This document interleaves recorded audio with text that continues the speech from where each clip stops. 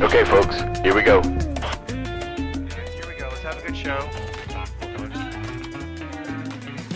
1B, stand by. Yeah. Yacht, stand. Yeah, just go right now. Go to camera 3. 3, go to the gate. Perfect, just like that. I'll just go ahead. Yep, graphics 2 is going to be up for the first. Okay. Go Go right now. Go to camera 3. Go, yep, go to the gate first, just like that. No music. I'm going to hand to Q, Sophie. Wait for it.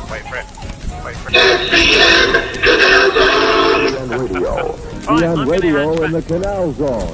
All right, guys, mic check. Go ready. Okay, Ricky, mic. Yep, I am ready. Wait for it. 2.5. Willie, mic check. Yep, let's go. 1B, stand. 1B, stand. 10, 9, 8, 7, 6, 5, 4, 3, 2, 1, and we're live. Okay, and go. All right, takes us back to our Panama days indeed. Every Friday night, that's what we do, guys. We go back to our Panama days. Happy hour at the Balboa Yacht Club, 8 p.m. Eastern Time, 5 p.m. Pacific Time, and of course, 7 p.m. Canal Zone time. You know, first of all, guys, don't forget, like and subscribe to the channel. But Ricky, happy Friday to you, man. You know, Willie, God, you fixed that little thing, man. That was a smooth entry, man. So, guys, get ready for an incredible show tonight. It's our trivia night. You know, we have a lot of fun with this. But anyways, everybody, welcome to the happy hour at the Balboa Yacht Club. This is a production of SCN Canal Zone. Guys, we're so happy to be here once again like we are every Friday. We are a podcast dedicated to the Panama Canal, to its people, to its history, to its architecture, to its construction, the Zonian community. This is the place you come to hear and learn all you can about the Panama Canal and the Zonians, which are the former residents of that famous canal zone in Panama. Yeah. Guys, thank you so much again from the bottom of our hearts. Willie and I are going to give you guys a very entertaining show tonight. Please grab your glasses, vases, cups, whatever it is. Let's celebrate. Chalice. Let's celebrate this eighth wonder of the world. Salute. Yeah, salute to everybody. You're absolutely right, man. And you know what? It's that fifth Friday of the month, which actually worked well, considering that we skipped a show during the reunion, right? So we had that one break. So we still ended up getting our 4 shows for the month. And this one, it's a trivia. We haven't done trivia in a couple of months, so that's going to be a lot of fun. And of course, there's a 4-pack of Howler Monkey Sauce on the line for the winner of that. So it's going to be all about what we've covered over the last few months, right? There's been some cool architecture, some cool excavations, some cool Canal Zone history, you know, even maybe some reunion stuff in there. So, but that should be a lot of fun. I mean, it's a cool part of the show. It's a lot, you know, there's a lot of, you know, our show, we do it, it's live, and a lot of people don't tune in live, but they'll tune in afterwards, right? And so we see a lot of people tune in Saturday and Sunday, for example, and watch it, you know. And so unfortunately for you guys, you know, we're gonna have to maybe do some kind of a write-in type of way of participating for those that aren't live, maybe like a weekly thing, you know, and throw a good comment or something, and we'll kind of vote on the comment of the week or something. And you know, because it is true, a lot of people aren't able to watch it live, but they still, you know, we still get a lot of feedback from them saying, hey, man, Willie, you know, week after week, hey, right on. Thank you so much. And by the way, that's how we get these presents and these awards and these gifts for the winners. I appreciate it. Beast, and now I lost my train of thought. That's what happens when you're 62. Yeah. No, no feedback from the folks. That's what we were talking about. But well, if not, anyway, long gone, man. I can chime in real quick then and say that, you know, one of the other cool things that we started doing last week, and we'll do it today because we have some great answers, is our Canal Zone mailbag. Oh, right? I love that new segment. Okay, Yeah, Willie, it came back. Speaking of people watching the show, Willie, for the last like 6-7 weeks, it's been over 70 people that watch us live. Yeah. Absolutely. So right now, everybody's watching, See you, especially man. all my Californian friends that are watching us. You know, Willie, there's about 10 people in California that watch us. Right on. Yeah. And I'm loving it. Thank you so much, everybody out there. And you know what? It is happy Canal hour Zone in interesting. California right now, so that's a great time. Yeah. It's a good time to be together with us and have a drink. Which, by the way, tonight we're doing beer, Northern California beer, by the way. Okay, right on, right on. Oh, thank you. Yeah, absolutely. Thank you so much. Oh, man. thank you so much, guys. Right on, man. Right on. Cerveza Panama. Right on. Well, it's just gonna make the show better, guys. Thank you so much. And by the way, we got our Howler Monkey commercials. Very successful, man. We're getting a lot of feedback on those as well, Willie. I had someone actually reach out to me that saw that. That's not even a Zonian, but saw that on Instagram.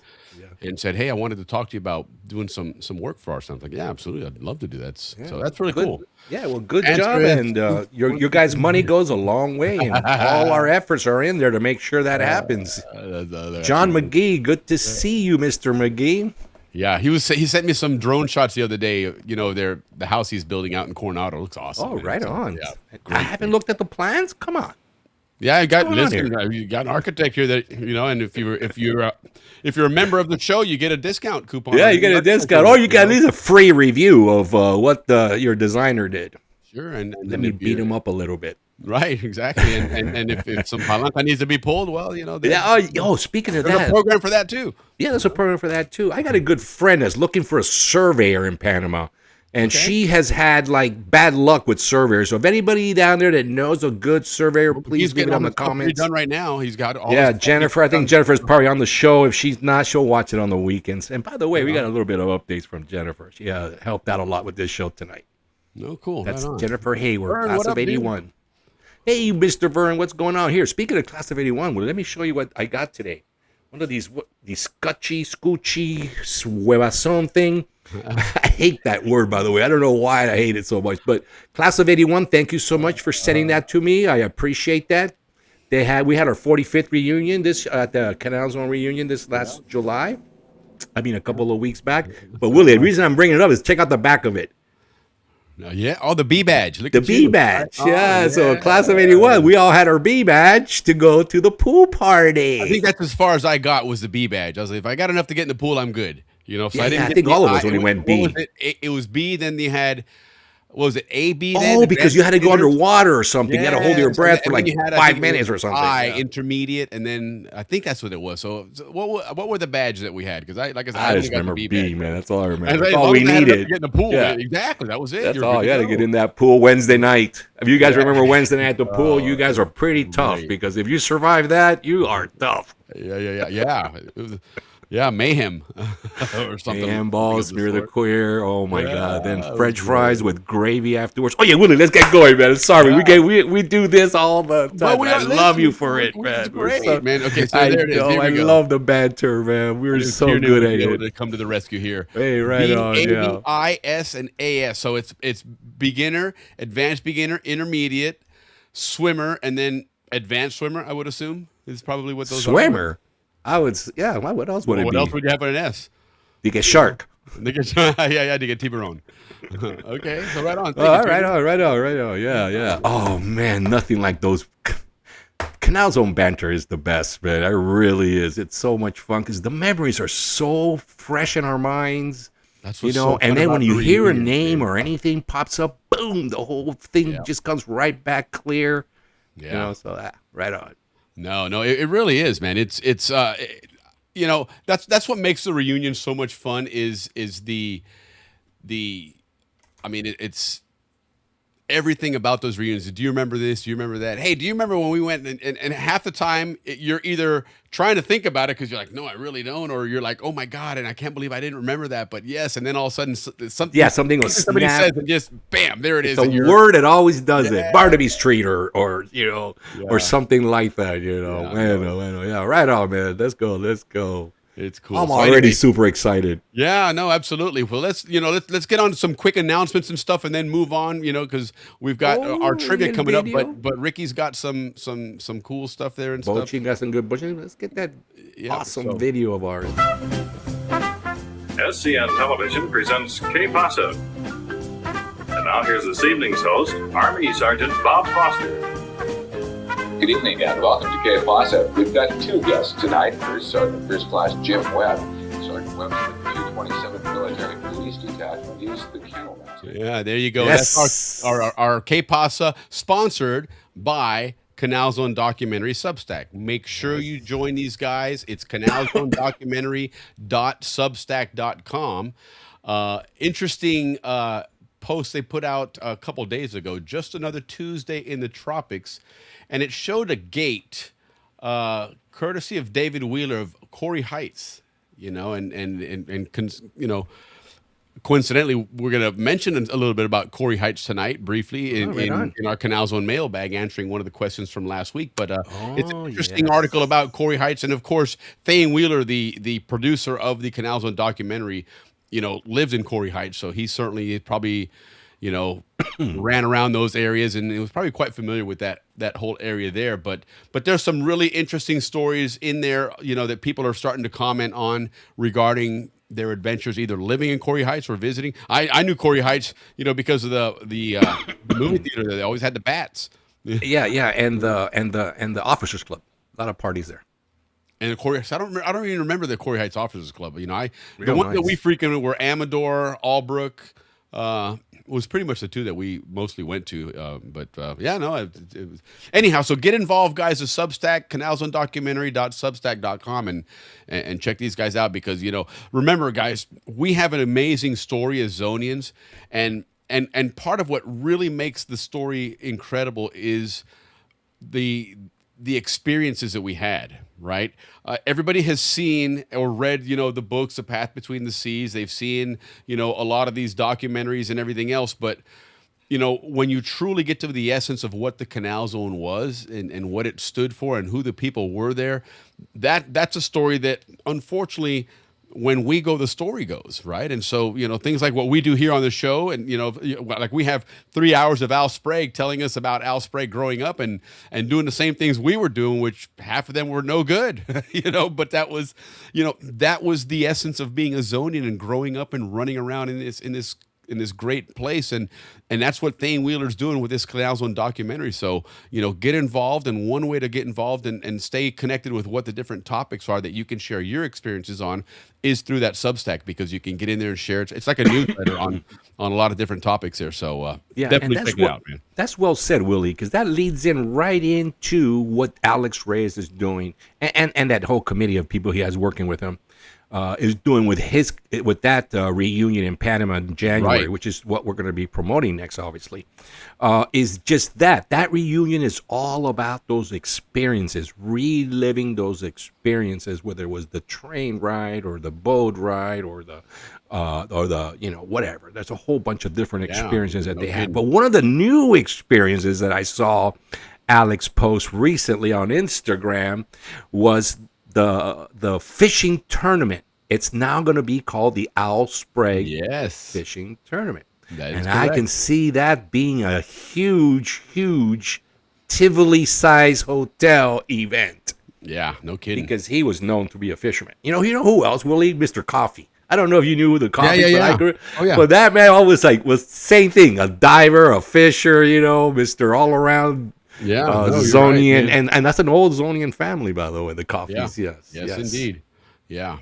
No, that's really great news, because it's a great tribute to Al, and you know, not that his art wasn't incredible, because it really tells the story of the Canal Zone in Panama, you know, for both Panamanians and Americans, but he had a legacy of an amazing life in the Canal Zone, where I mean, he grew up down in the Canal Zone and had just amazing stories of the things that he did there, and you know, to go on and become such a successful teacher first and foremost, and then an artist. That's correct. He was an art teacher. I mean, how lucky we were. Yeah, exactly. And his wife too was an art teacher, Mrs. Sprague. Yes, exactly, man. So, you know, it was really fortunate of us to be able to then have the opportunity to talk to him and have him on the show. And like I said, he was on for 3 hours, man. If you want to catch up on a fun show that'll take you back to the zone, you know, watch that show. Yeah, Willie, I got something I just remember from him talking. Right. One of the skits you see now all the time is when somebody is next to a coffin and the coffin pops up and the person pops on. That's like really popular now all over social media, right? Right. Who did that back in 1955? Nobody other than our man Al Sprague. And it wasn't staged either. Those guys, what do you mean stage? No, that was well planned. They knew what they were doing, man. Yeah. And they scared the living daylights out of those people. Yes, The they bus sure driver jumped out while the bus was still Yeah, moving. no kidding. Yeah, no, that was. Canal Zone reunion, yes, 1927. So it's Yeah, like, that's their new logo. The dates are the 17th through the 24th of January, 2027. This is, although it's considered kind of that downtime as we've spoken about before, they get you right in between the holiday travel and then the carnival, travel season. There's a bit of a lull there, and so they take advantage of that gap for cheaper tickets, but they fill up because there's people. This thing is starting to fill up, especially the class reunions. You get a lot of people going together for these class reunions. 87, 82 are some big classes that are planning some big things there. So get your stuff booked early. Stay tuned. There are Canals on Reunion on the on Facebook. Just look them up. It's easy to find out. If not, just find Alex Reyes on Facebook, and he'll certainly have links on his profile for it as well. And we'll of course throw it on here. I think we have the. We might have it. No, we do have it on banners. I'll get to that. Yeah, it's right here. I've got it scrolling on the bottom right. Canals on Reunion. They have a website as well. You should be able to click a link there for a form, fill it out, because then they'll put you on an email list. And as soon as they open up something, some of these events sell out quick, guys. Quick, okay? yeah. Especially They're the very boat much in rides. demand. Yes, the boat rides and the train rides. Those things go quick. Big, and they're and both of them are absolute hits. And so there's no surprise that they sell out fast. So the moment you get that email, respond, book, and pay for your stuff and get it booked, because you're going to get down there and it's come on, help us Zonian out. Yeah. And the Chiva Paranderos, good thing is they never sell out because there's so many Chiva Paranderos down there. Yeah, that's become They quite can just popular. keep filling them up. And I've heard they just like keep adding and adding because so many people want to do that. Sure, Cruise makes around the sense. Canal Zone Yeah, no, with the absolutely. cocktail and see the spots. Hey, Sheila, good to see you. Happy Friday to you. And Chris Hi, Sheila. Jeffries is in sunny LA. Chris, I got to chat with you. Oh, right That's on, Chris, in California. Project that I'm working on that I'm gonna see if you might be interested in. But anyhow, enjoy your stay there in sunny California. And man, Corey Heights Oak Club was awesome. Saturday night pasta nights. Okay, right on. Yeah. Like I said, I didn't frequent Corey Heights hardly at all. It was on occasion to watch a movie. And that was really my extent of Corey Heights. I really don't know it that well. Yeah, class of 81, class of 82. We had a lot of events up in there. I mean, we would drive close to the gate and go to the Laverty's house, sometimes, but it was right before the gate, but that was it. That's as far as we got. Those guys were pretty cool. You could easily get into Corey Heights. Yeah. Corey Heights was like Amador. It was one of those open bases in a lot of ways. Yeah, in a lot of ways, yeah. It was never difficult to get in there. Yeah, hit me up tomorrow. I definitely will, man. Did you catch Noriel's Instagram? You know how he keeps promoting. He keeps promoting the railroad, right? Make sure it doesn't get demolished. And by the way, so is Shorty and Slim. But you know what he did? He did actually La Prensa did it, but he was promoting it because of his promotion. La Prensa, Willie, that's the big newspaper. Yes, it did is. a thing on the kiosk of that train station, the Ollers. Oh, and it was well done. It was, going back, and they spoke of how all the Canal Zone kids went there, and we have spoken about that here on the show. So right on, Noriel, thank you so much for that you keep promoting that and keep promoting the Canal Zone experience, man. Right on. Absolutely. That deserves an applause, man. Yes, and remember, Shorty and Slim will be playing there. I think it's not next weekend. 16th, isn't it? I thought they said the 16th of August or something like that, or 2 more weekends then, yeah. Yeah, so Not if this somebody weekend, knows but that 2 more. it's a different date, but they're going to have a big concert with several groups there, and get a big crowd out there and give this thing the recognition it deserves, because it This really is the last chance. outside of the whole Zonian legacy and all that stuff. If you take the whole Canal Zone component out of the way, this is the first Atlantic to Pacific railroad in the world. Right, this one was there before the railroad was completed in the United States. Okay, it beat it by 12 years. So this was the first. So it has something that really is something that Panama can honestly say this is ours, because it was before the canal, right? It was before the. But it was still Gringo, though. It was still Gringo. The Panama Railroad was Gringo. But listen, there's because the project is built by a different country. It's the expertise. It's like hiring a company, but it's still. I get done it. in Panama. Willie. You're right. Panama Railroad was the first one. And they should honor it. They should No, absolutely. you're right. You're honor absolutely right. You're absolutely right. And missing the boat on this one could be, come back later and hit. Yeah, Bite a word. and then Captain Eftimitis raises a great point here that that CZR, it's a great reunion. All the things we mentioned, all the great experiences, all the fun and everything. A lot of people that have gone recently have said, this is the first time I've been back to the zone since I left in 78, 79 or whatever. But the one thing to always keep in mind with the Canal Zone reunion, that they do a lot for charity. They have like select 3 charity and drive and big charity drives that they do for these guys. So you're getting to do something that's near and dear to your heart, and at the same time you're giving something back to that great country that provided that for you, man. So great karma, mention man. there, Andrew. Great karma. That's really Zonian absolutely karma. spot on, man. Yeah, I agree. Mark, good to see you, brother. Hey, Mark, guys, happy Friday. Thank you, Mark. Thank you for always being with us, Mark. Mark's been with us from the beginning, man. I love all you guys. Man. Right on, man. This is Mark's really your show. Zonian. This is your. It's everybody's. This is what This is where everybody knows your name. This is a Zonian hangout, happy hour. It's just a lot of Willie, fun, I don't know what man. happened to my throat, but I'm gonna have to drink all night. I know. Wow, what a shame. What a shame for a Zonian to say that like it's a bad thing, You get a B badge for that, man, a beer badge. Yeah. I brought my B badge. We basically lived in those real. Yeah, see, that was the thing, man. As a kid, you weren't lacking for activities, whether they're organized or not, man. And those pools. And let me tell you what, man. I was thinking about this the other day for whatever reason, but I remember always getting out of the pool and going in those showers, man, and turning that hot water. And dude, I'd sit there for 20 minutes, man, just for that jet of hot water, man. That was great. I remember those lockers too. Yeah, man, that was good time. And wouldn't they close it when they had like thunderstorms, and we'd all just hang out outside on that rail. They had that railing there, and just waiting. And there's Vince in there. We should do a segment on the pool, Willie, man. We really should put that on the list. We do, and we need to talk to Alex, and he can get us Vince's all contact. the pools, because there's a lot of cool pools. Los Rios had a cool pool. Gamboa had a cool pool. Yeah, even the Atlantic side, I'm sure they had a good pool. I'm sure they did. Albrook had that Olympic size one. Yes, they did. Yes, they did, with a big giant diving board and everything. Mm-hmm. I remember that because you see it clearly from the football fields and everything. That's right, man. That was cool. Yeah, we should do that. See if we can get Vince on. Because he was yeah, that'd be great. We got to talk to Alex about it because he had him at the reunion. Yeah. They even have a song for him. Yes, he did. Yep. Yeah, so cool. Well, guys, if a little bit more announcement news, butching, we do kind of combine this plus banter plus comments. This is my favorite segment of the show, right? And you made that very clear last week. Let me tell you, okay? Museums are a big thing in Panama, Willie. Yeah. We know of the Canal Museum. By the way, speaking of the Canal Museum, Jennifer Hayward, class of 81, but her married last name is Dahl. Okay. And she's also, by the way, looking for a surveyor. She was just recently at the Canal Museum there in Casco Viejo. And one of the things she noticed was a Zonian was front and center in one of the displays there.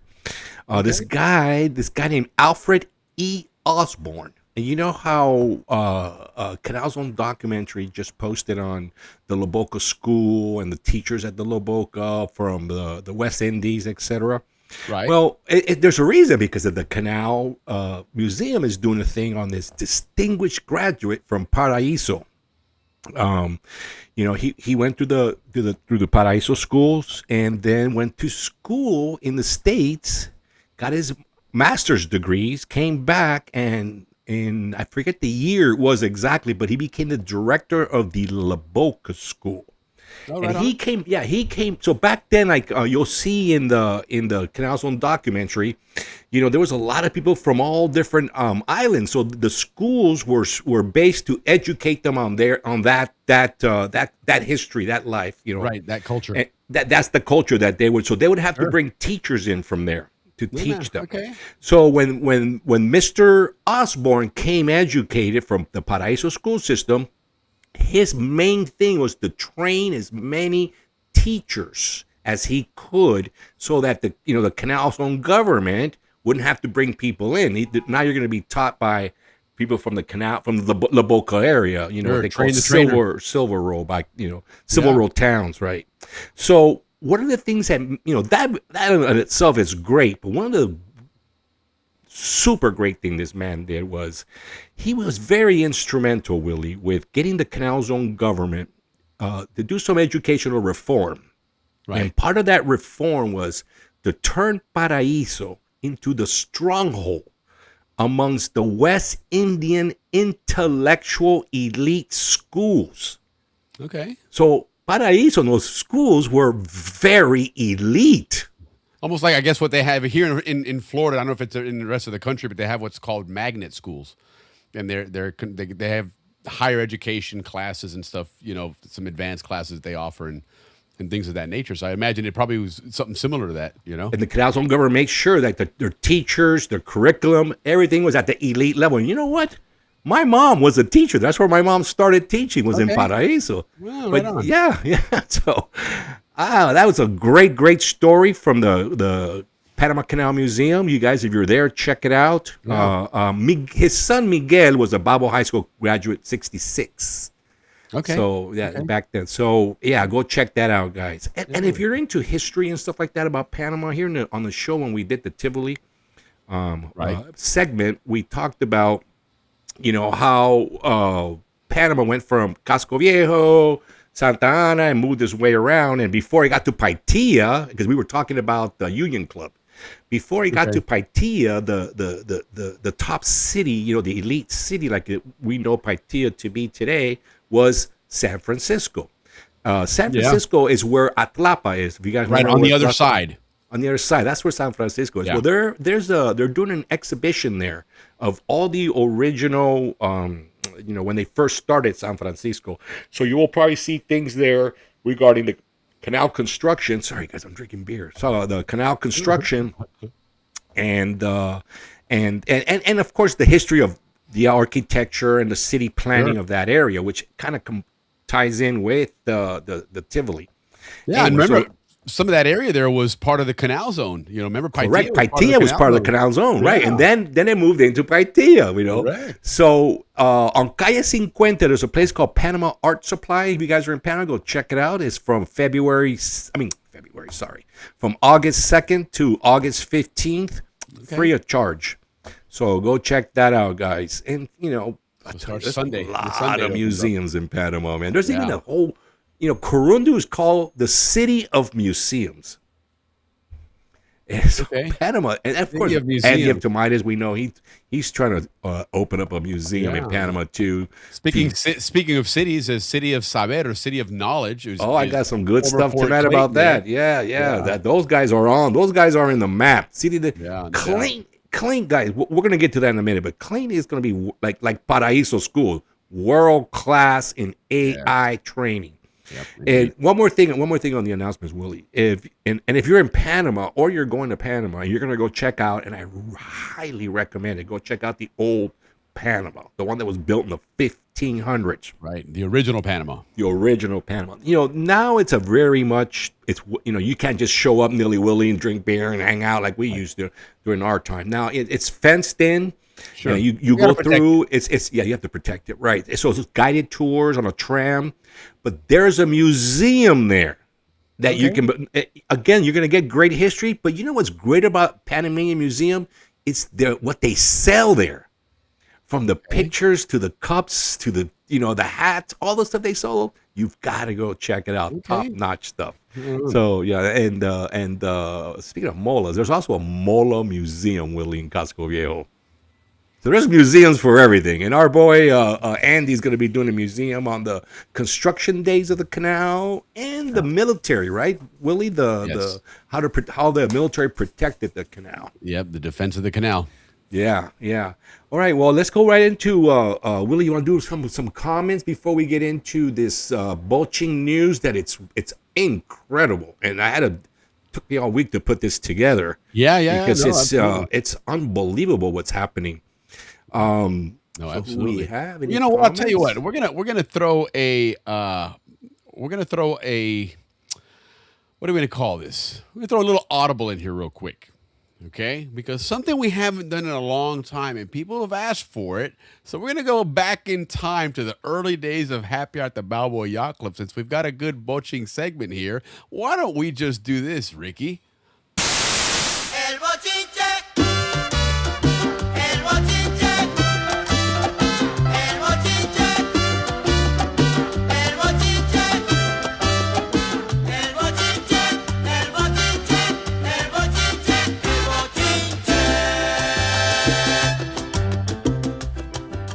I do miss that. I dude. swear to God, that gets me right in the spot instead of like moving in this and that. Well, right now we won't do it every week, but once a month we'll do it. Well, guys, listen, we've been telling you guys in our bochinches for 2 years now. We've been talking bochinche, right? And so what I'm doing tonight is connecting all these dots of all these different bochinche stories. I mean, when I told you these stories, I didn't know what the whole puzzle was going to look like, but what it looks like now. They're just random. It's just random. So the first was, I was following the California reporter for the Canal Record, and her daughter or his daughter went to Howard with her company from Silicon Valley. I thought, oh, how cool. Okay. Canal's own, daughter goes, granddaughter, whatever, goes to ANCON with her Silicon Valley. That was a great story. So we kind of talked about that right on. And then after that, because we always talk about Mulino and whatnot, and then, the free trade agreement with the United States, how they remodified it right before the tariffs. Right. And we thought, oh, what a great deal. We're going to be, and then through that came Mercosur because of that agreement. Remember that? Yeah. And then months later, they had like in 23. So this is like 25 news where they came up with this semiconductor partnership. Right. And we've been talking about that as well, right? Yeah. Oh yeah, Panama's got this contract. Like, why? Why would it be? I mean, why Panama, etc. All right. Yeah. And then just last month, actually a couple of days ago, and we talked about it last week. President Trump, no tariffs for Panama. Everybody else, tariffs. Panama, none, zero. Right? So we're like, oh, right on, yay, Panama. And then just a couple of days ago, major announcement, guys.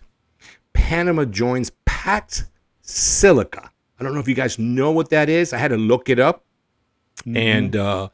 And what that is, Willie, is Pax Silica is a U.S.-led alliance to secure our supply chain when it comes to the following: semiconductors, data centers, AI computing systems, correct, critical minerals, and absolutely. More important than anything, fiber optic networks, which by the way, Panama has got like all kinds of up-to-date, and they're actually installing some right as we speak.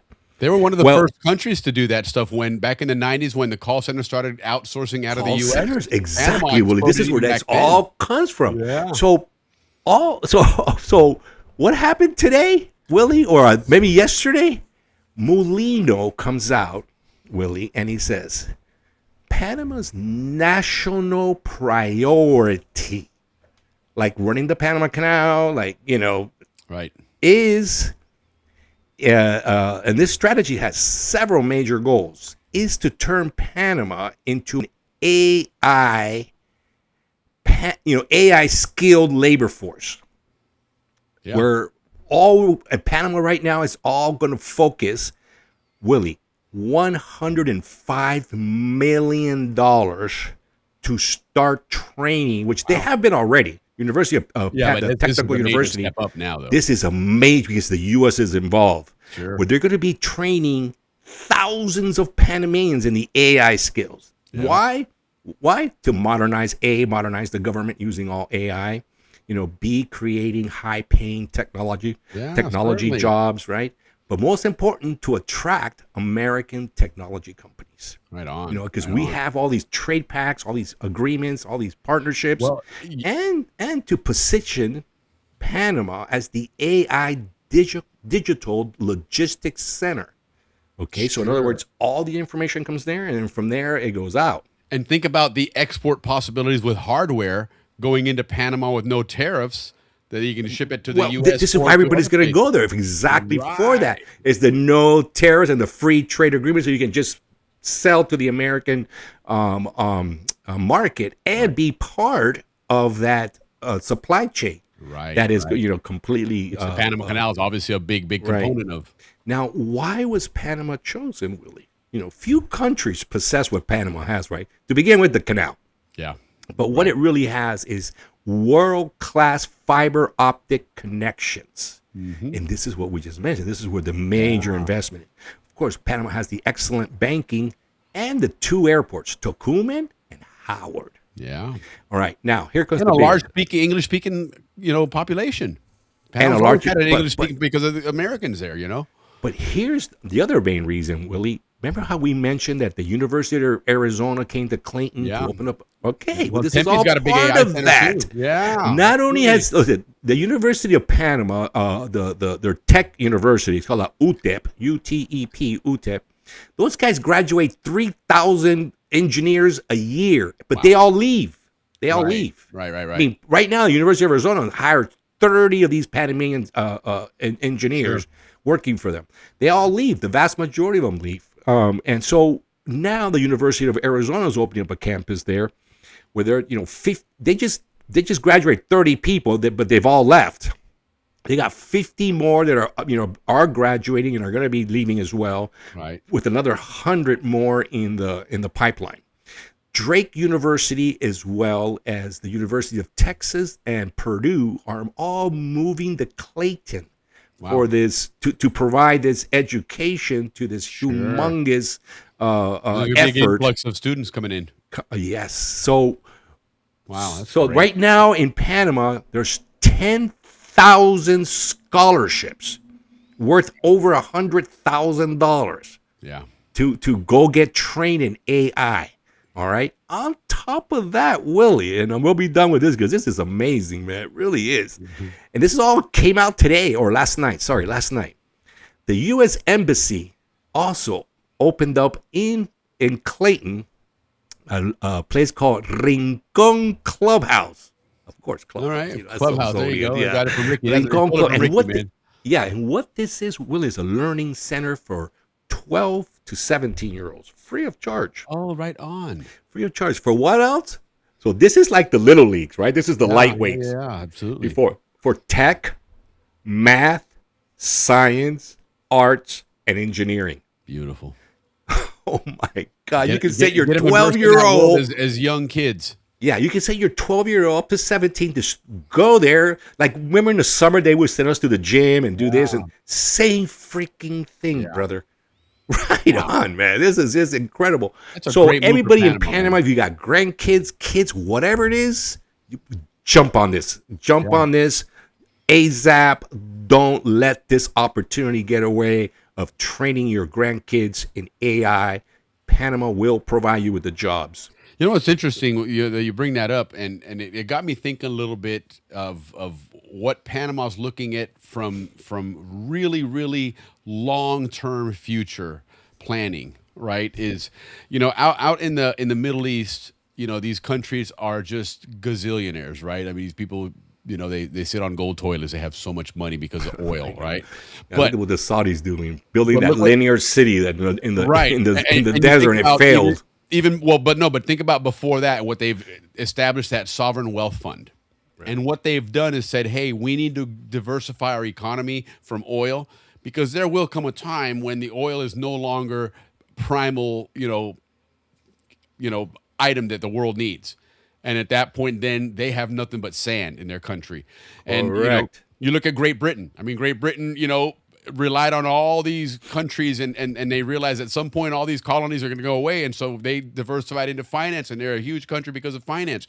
Panama is going to realize there's going to come a time when the canal is no longer the end-all be-all for shipping, and then what are you going to have?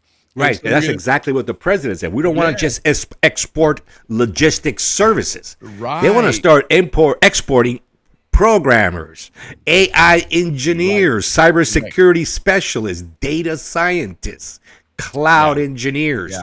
Oh my future, God. Right on, man. I'm so happy that they've chosen Panama for that. I know it's a future, midterm, not short term, but hey, we're on the way, we're on the way. To start. And let's get those kids, or as many Zonian grandkids as we can get, man. That is just it. We're gonna promote because that. you have that edge with your English. We're going to promote exactly, Willie. We're going to promote that. You guys get those kids there. Yeah. We're going to get that. Just buy us a few beers, man, and we'll sponsor all your schools, man. Just send us a few beers. We're good. That's why. Imagine if we can sponsor a scholarship. Wow, that would be phenomenal. We can get you guys stepped up for Jim Duffus's Oh, that was phenomenal. Right on, everybody, man. So, I mean, these guys step up when they need to. That's for sure. The Zonians are like that. Yes. Steam, right? Yeah, Paul Gibbs from Ciudad de El Saber. Yeah, City of Knowledge. That's really cool City what of they've done Knowledge. with Clayton. You know, it World-class was kind of laid out university. for that. You know, and Clayton always had that you know where you'd have that room for those facilities and whatnot. So that's You know what Clayton does have, Willie? And I always promote them. Gamboa Bakery. So whoever's there, go there, and then go on that park walk. Because I I'm gonna just have saw. to try them out one day, man. Because I'm telling you what, man, I've heard so much. Well, about you that know, place, the man. kid is all right. He's one of those adopted Zonians that came during the COVID, and he lived in Gamboa, and then he's like, you know what? I'm going to make the best croissants for the Zonian community. And Science, boy, did he. technology, engineering, arts, man. Right on. Oh, there you go. Okay, cool. STEAM. Hey, cool. There you go. Yeah, by the U.S. Embassy. Right on, Paul. Paul lives there, you know, Mm-hmm. as well as Spain, as well as Paul lives everywhere. I think he's got a house in Greece too. yeah. He's the global one. That's for sure. He's the global one, He's the man. global one. So yeah, well, good for Panama, man. That's exciting stuff. That is man. exciting. I'm glad. Bright You know future, what? man. Because we've talked about all these things, but never like why they were being why we were just saying because they were what was on the news, you know, and it was a great news to talk about. Yeah. You know, it's like the other day I saw something about Copa Airlines and what they're, you know, they sponsor an aviation academy where you can actually, if you qualify a certain way, that they will put you through flight school. And they, I mean, it's Right. Well, it's because there's a shortage. You know, they're expanding. They don't have enough people. the whole world's in a Mechanics, shortage. Pilots, you know. yeah. The majority of pilots in most countries is mandatory retirement age is 65. And what they're estimating just in the United States alone over the next 10 years, they're going to lose about 70% of their pilots because they have to retire. Hey, So I'll tell you, it's a what else we're losing, huge- Willie? We're losing electricians to the AI data centers. So that's another thing I'm going to promote here. If you get your grandkids into that if they don't want to study, they want to be a tradesperson. Placement business here, man. No, man. people I with know. jobs. We're on a roll. We're on a roll, Willie. Let's get Copa's to offering engineering. Yeah, right on. Yes, they are. It's amazing what Copa has become. It's just a massive airline. I mean, it's a big conglomerate. I mean, they lead the world in many categories. they sure do. One of them is like being on time, which is the number one key category to lead in. They've really taken full advantage of the whole premise of what the Canal Zone was, right? That funnel to the world, and certainly the Western Hemisphere. If there's a central spot to connect the entire Western Hemisphere with one stop and one flight, it's Panama City and Copa and Tocumen. And there's virtually no big city in the Americas that you can't get to with one stop flying Copa Airlines. You can go from Vancouver to Dominican Republic with one stop in Panama. Yeah, San Francisco, direct flight. You know, exactly. Everybody goes directly to Panama, and from there. In fact, that was one of the reasons why at one point last year, remember we talked about that whole tourism program where if you spend at least 3 or 4 days in Panama, you got bonus. that $500 Because bonus. everybody's flying coupon. Copa, but it's just to connect through Panama, not to actually visit. And that's one of the things they said, that it's. I wonder it's if that's such a still conven- going. I would assume so, because Copa offers, I mean, it really is such an obvious connection for anybody in the Americas is to take Copa, because it's one connection, you know, and God knows they have plenty of flights, because that airport is always busy with Copa flights, man. Certainly not the Copa Airlines that I worked for. I worked for Copa Airlines from 1980, late 86 till mid 88. How many planes did they have when you worked there? One. And then we ended up leasing another one, a 727, which I have some interesting adventures with that one, including being put on a list by the Haitian government to give them 24 hours notice when Mr. Benninghoff is going to fly to Haiti. Always in trouble, Willie. Always in I trouble. was in trouble because I snitched them out on some shenanigans they had going on there. I got you. Oh, yes, that's right, because you worked the gate. I was it was interesting. It was a great job. It was a lot of fun, but it was a lot easier than it is now, because we had one plane, and so that plane would fly every day at 5 p.m. That plane would leave Tocumen and do its Central America route. It would go San Jose, Managua, Nicaragua, San Salvador, and then overnight in Guatemala, and make the run back in the morning. Arrives in Panama at noon, and at 2:00 it's on its way to Colombia. Yeah, but back then, Air Panama was killing it. Yes, well, Air Panama was the government airline, so they had endless cash.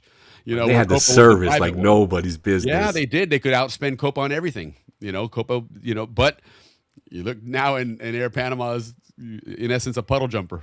Johnny, what's that ice cream spot close to the bakery? Because that's great, having a bakery and an ice cream spot next to each other. Jesus, that'd be way gaining 10 pounds. Flying from Raleigh to Panama on Copa in a few. Oh, right on. That's right. Yeah, Tanya's mentioned she's going to Panama. Hey, Yes. Tanya. See, that's incredible that from Raleigh you have a nonstop flight to Panama on Copa. That's amazing. That's amazing, man. You know, it used to be, well, Miami, of course. Well, you got to get to Miami, right? You got to get to maybe Dallas, maybe LA or something. But you can go from Raleigh. I mean, so many cities that now they're flying direct. It's and Japan. You can go all the way to Japan now. Yes, you can. All Yes, you right. can. So, okay, ice cream spot in Fort Clayton. What do we have here? Is all gas station by the police station. Okay. Okay, Oh, right I remember on. that spot. That's like Yeah. what the Burger King used to be, right? Oh, that was so, after, right? yes, after it became Panama, right. The train centers in Clayton. Oh, for Copa, yes. That's right. And they have a simulator. That's really cool, man. It's amazing. I grew up in that airline. My mom was assistant executive for Copa for many, many years. When she retired, it was an incredible the amount of people that showed up at her retirement party from not just Copa, but from, dignitaries from other airlines and from the government and whatnot. But it was cool to be part of that small airline because it was a family, right? And everybody. Look at what it is today, Willie. Yeah. Man. I mean, you're the OG. It's amazing. I mean, truly, you're the OG. There was only one plane. You can't get more OG than that. You can't be OG with zero planes. I could henpeck on a manual typewriter a passenger list to get people out that had to be. We started it at 4:30 and at 4:45 that thing had to be ready. And you're typing up names as they came into a little slot in the hole in the wall behind the ticket counter. And man, what an adventure! It was a really, really fun job, man. But it's good for Copa, guys. Right on. Congrats, guys. Congrats, guys. Yeah. Yeah. So anyway. All right, cheer, moving on. Another cheer, another cheer, and another cheer. Right? Absolutely. Cheers on that for sure. We're going to be talking sloppy here in a few minutes here. I know. We got some trivia. Good thing we already know the answers, man, because otherwise it'd be a mess, man. There's some cool questions there, guys, so be ready for them. And yes, again, and we got some great gifts, man. You get a 4-pack. 4-pack of Howler Monkey sauce, and we were hoping to get it, but we just weren't quite ready for it yet. But we've a gift certificate for a soon-to-open-up store called Keep On Zonin'. Keep on zoning. So stay tuned for that, but we'll definitely in the we need next a song with that, trivia, Willie. Keep on zoning. And we might actually include it in this, but the gift card won't be ready until what's that? Heart, like that heart song. Yeah, well, Keep On Zoning. It's kind of a play on words off of Keep On Trucking, maybe in the 70s. Yes. And the dude was walking with the big footstep out, his foot out, his thumbs up. Keep on streaking is the one I remember. Yeah. No, it's in fact, let me see. That was the 70s. I think our boy. I remember that. I was like 12, 11, 12. And that was like real popular back in the Canal Zone. These people would just streak down Old Prado. And one time at the theater, they streaked across the screen. There he is. Keep on zoning. Yep. That's our little mascot there. We call him Zony too, by the way. But yeah, so Keep On Zoning is gonna be all kinds of Canal Zone stuff, from apparel to tumblers to all kinds of cool stuff. So, hats. Yeah, that'll be cool. So in the next trivia, not this one, but the next one, we'll definitely have some Howler Monkey sauce and a Keep On Zoning gift card, so somebody can load up on some cool Zonian apparel. Absolutely. And we're gonna have a commissary for the people that also sell Canal Zone. Yeah. If you're a vendor, you want to all get it all in one big ginormous commissary. Yeah. We're gonna be the Amazon for the Canal Zone. Something like that. We'll work on it. But all right. That's the beers talking now, guys. Yes, oh my god! Also, we got all kinds of grandiose plans here. Here we go. That's what Bar Talk does for you, man. That's what Bar Talk's all about. So are we good with the boching, or does that wrap it up? Oh yeah, boching's done, man. I loved it, man. It was. I was just amazed when he came out. And I was like, wait. I've talked about all these things. Let's put it together, Willie. Yeah. And Willie's like, go for it, Brad. Willie always supports in everything I want to do. Run with it, brother. That's exactly all week long. I was working it, studying it, and I'm like, no shit. It's all come together. We've been seeing it come together little by little. And here he is. Well, and the content was great, but it was also really enjoyable to listen to that Bochinche song because I haven't heard that in a while. Yeah, I know. And you're right. People have been asking for it. People are like, Ricky, what happened? We love the Bochinche because you know what? All these videos that start our segment, it just gets us in the mood, Willie. It does. It really does. And it's like fun, the K Pasa one is beautiful. I love that one. I mean, we're the second evolution of SCN, so we gotta play the role. SCN, Canal Zone. One way that you play the role, radio though, and television services in the Canal Zone. Armed Forces Radio and Television Service. You know what? We should bring that gentleman on, Mr. Rupp. Was it Rupp? Bob Rupp. Bob Rupp. And Bob Rupp was a singer for a band. And there's a picture that was circulating around recently of him, lead singer for this band, in the Monster Room, which is in, what was that place called? Air at the Right Hand. Araizona. Oh, the name of the bar? the name of the bar. Well, wasn't even, that was fun when I laughed about that. It was like a bus depot. It was like a bus depot right just past the outskirts of the Canal Zone on the West Bank, right before you arrive into Arahan. And it was called Arizona because it wasn't Arizona the state. It was Araihan and La Zona, so Araizona. Yeah. And there was a bus depot, but if you went in the back, there was... That was that bar. You know what made me laugh when I read, when people were sent in their stories about it? Right. That you could barely see what the person next to you looked like, and I'm, of course. Right. They turn on the lights, everybody would leave. That's exactly it, man. But if you guys check out on SCN, actually not SCN, but Facebook.com/CZ Rocks, Canal Zone Rocks. Mm-hmm. And there's a couple of postings there and a lot of Zonians that were involved in that. Some people that I know, man. For example, I saw Elaine Lewis, she was one of the principals at Balboa High School when I was there. I remember Mrs. Lewis. She was actually at Balboa Elementary. She was a teacher there. She sang in a band at the Monster Room. No way. Yes. That was like a naughty spot. That's what I'm saying, and so, I guess this is maybe how our kids look at us, and like, no way. I was like, yeah, we were pretty cool, man. As much. Oh no, yeah, you're right. You're right. You know what? We talk a lot with Pablo Prieto, and he always lets us know how cool his generation was. Yes, exactly. And by the way, I'm working him hard. I hope he's watching tonight. I'm working him hard to come on the show and tell his life story, because we all want to hear his great life story as a Zonian kid. Growing up in the Canal Zone, he was a Kurundu kid. I grew up with his brother, Marco. Marco and I have been friends forever. Yes. Tanya remembers. Her and I, we lived next to each other when we saw those people running across naked. That's fabulous. That is absolutely fabulous. Rich, how you doing? Buenas noches. Hey, Rich. We haven't seen you in a while. Well, good to see you, Rich. Went on. Yeah, right on, man. Good to see you, Rich. No, that's good. Hope you're good, my friend. You are, absolutely. But anyway, listen, so again tonight, guys, we're going to do some trivia here in just a little while. And again, the prize is a 4-pack of Howler Monkey sauce. And so let's give these guys a little bit of love here and go back and visit our friend Gamboa, who we haven't talked to in quite a bit. I love Gamboa. He's funny. Gamboa's cool, man. So here you go, guys.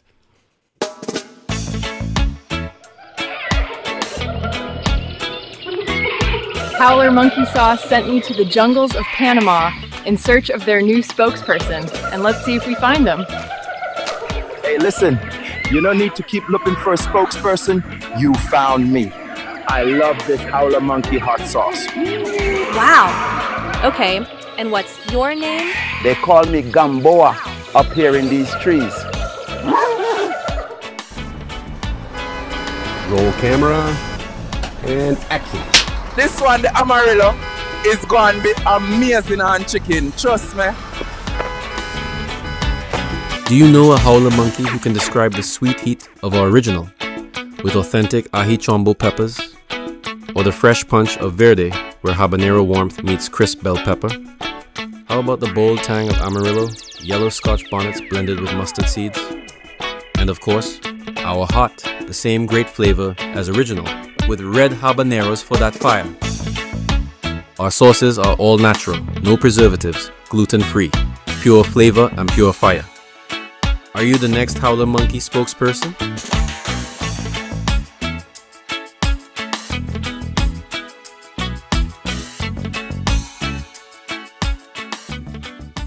Yeah, definitely uncage that flavor, guys, because it is they do have and not for nothing, but I've actually been pushing these guys before they even became a sponsor because I do love that hot sauce. They're It so really good is with the Zonian community. hot sauce, and it is, and it's a Zonian community. This is two Zonians that make this, and you know, it's pure Panama. Everything about that, you know, from the ajichombo to the, you know, I mean, I'm gonna try it with my chicken now. That yellow, I forgot about that. Yes, I'm gonna yes. try that. They're 4 different flavors. They all have different flavor profiles. If you're not really into hot sauce, the red one may be a little bit much, but you could probably, you know, just, you know, bring it down a little bit. But the others, they actually have a good flavor to them, and they really do complement certain foods. In my opinion, you know, that verde is great on anything seafood, you know, on some your Mexican dishes, you know, even on pork and stuff like that. Amarillo is great on a steak. It is fantastic on a steak, and even like Ricky found out the other day, on a pizza. It's great on a pizza, you know. And the original is a Panama flavor. The original one really, you know, if you close your eyes and someone said, "Hey, this is Panama hot sauce," you'd be like, "Yep, it sure is." You know, it really does. These guys are spot on, man. They're great hot sauce. Give them some love. They're available on Amazon if you're here in the States. Panama, I think it's Magoo's is one place. I think if McGee's still on, if you can chime in. You know, Magoo's. Austin Mamas has it. They serve it. Yeah, so definitely, you know, check these guys out, man, because they have a great selection there. But if you're up to speed on your latest Happy Hour at the Balboa Yacht Club episodes and you paid attention, you may just land yourself a 4-pack here on our trivia. So, you know, definitely stick around for that. So let's, you know what? Let's go ahead and kick off our trivia right now. Anyway, why not? You know what? Better no time like the present is what they say, right? Yes, sir. But let's. No, that's not the guy right there. Who is it? Well, I had an intro go. Oh no, I don't have one. The beginning. Yeah. For trivia, we don't have an intro just yet. I'm working on an intro for that. But here's the thing: when it comes to the trivia, guys, and let's go ahead and jump into our trivia studio. Hey, there we are. There's Ricky on his podium. There's me behind my podium. So the one key to this trivia, in order to answer, you're going to answer the questions in the chat. When we put the questions out, when it starts, there are multiple choice 1 through 4. Okay. The key though is the system here will only register your answer if you put the pound sign before the answer.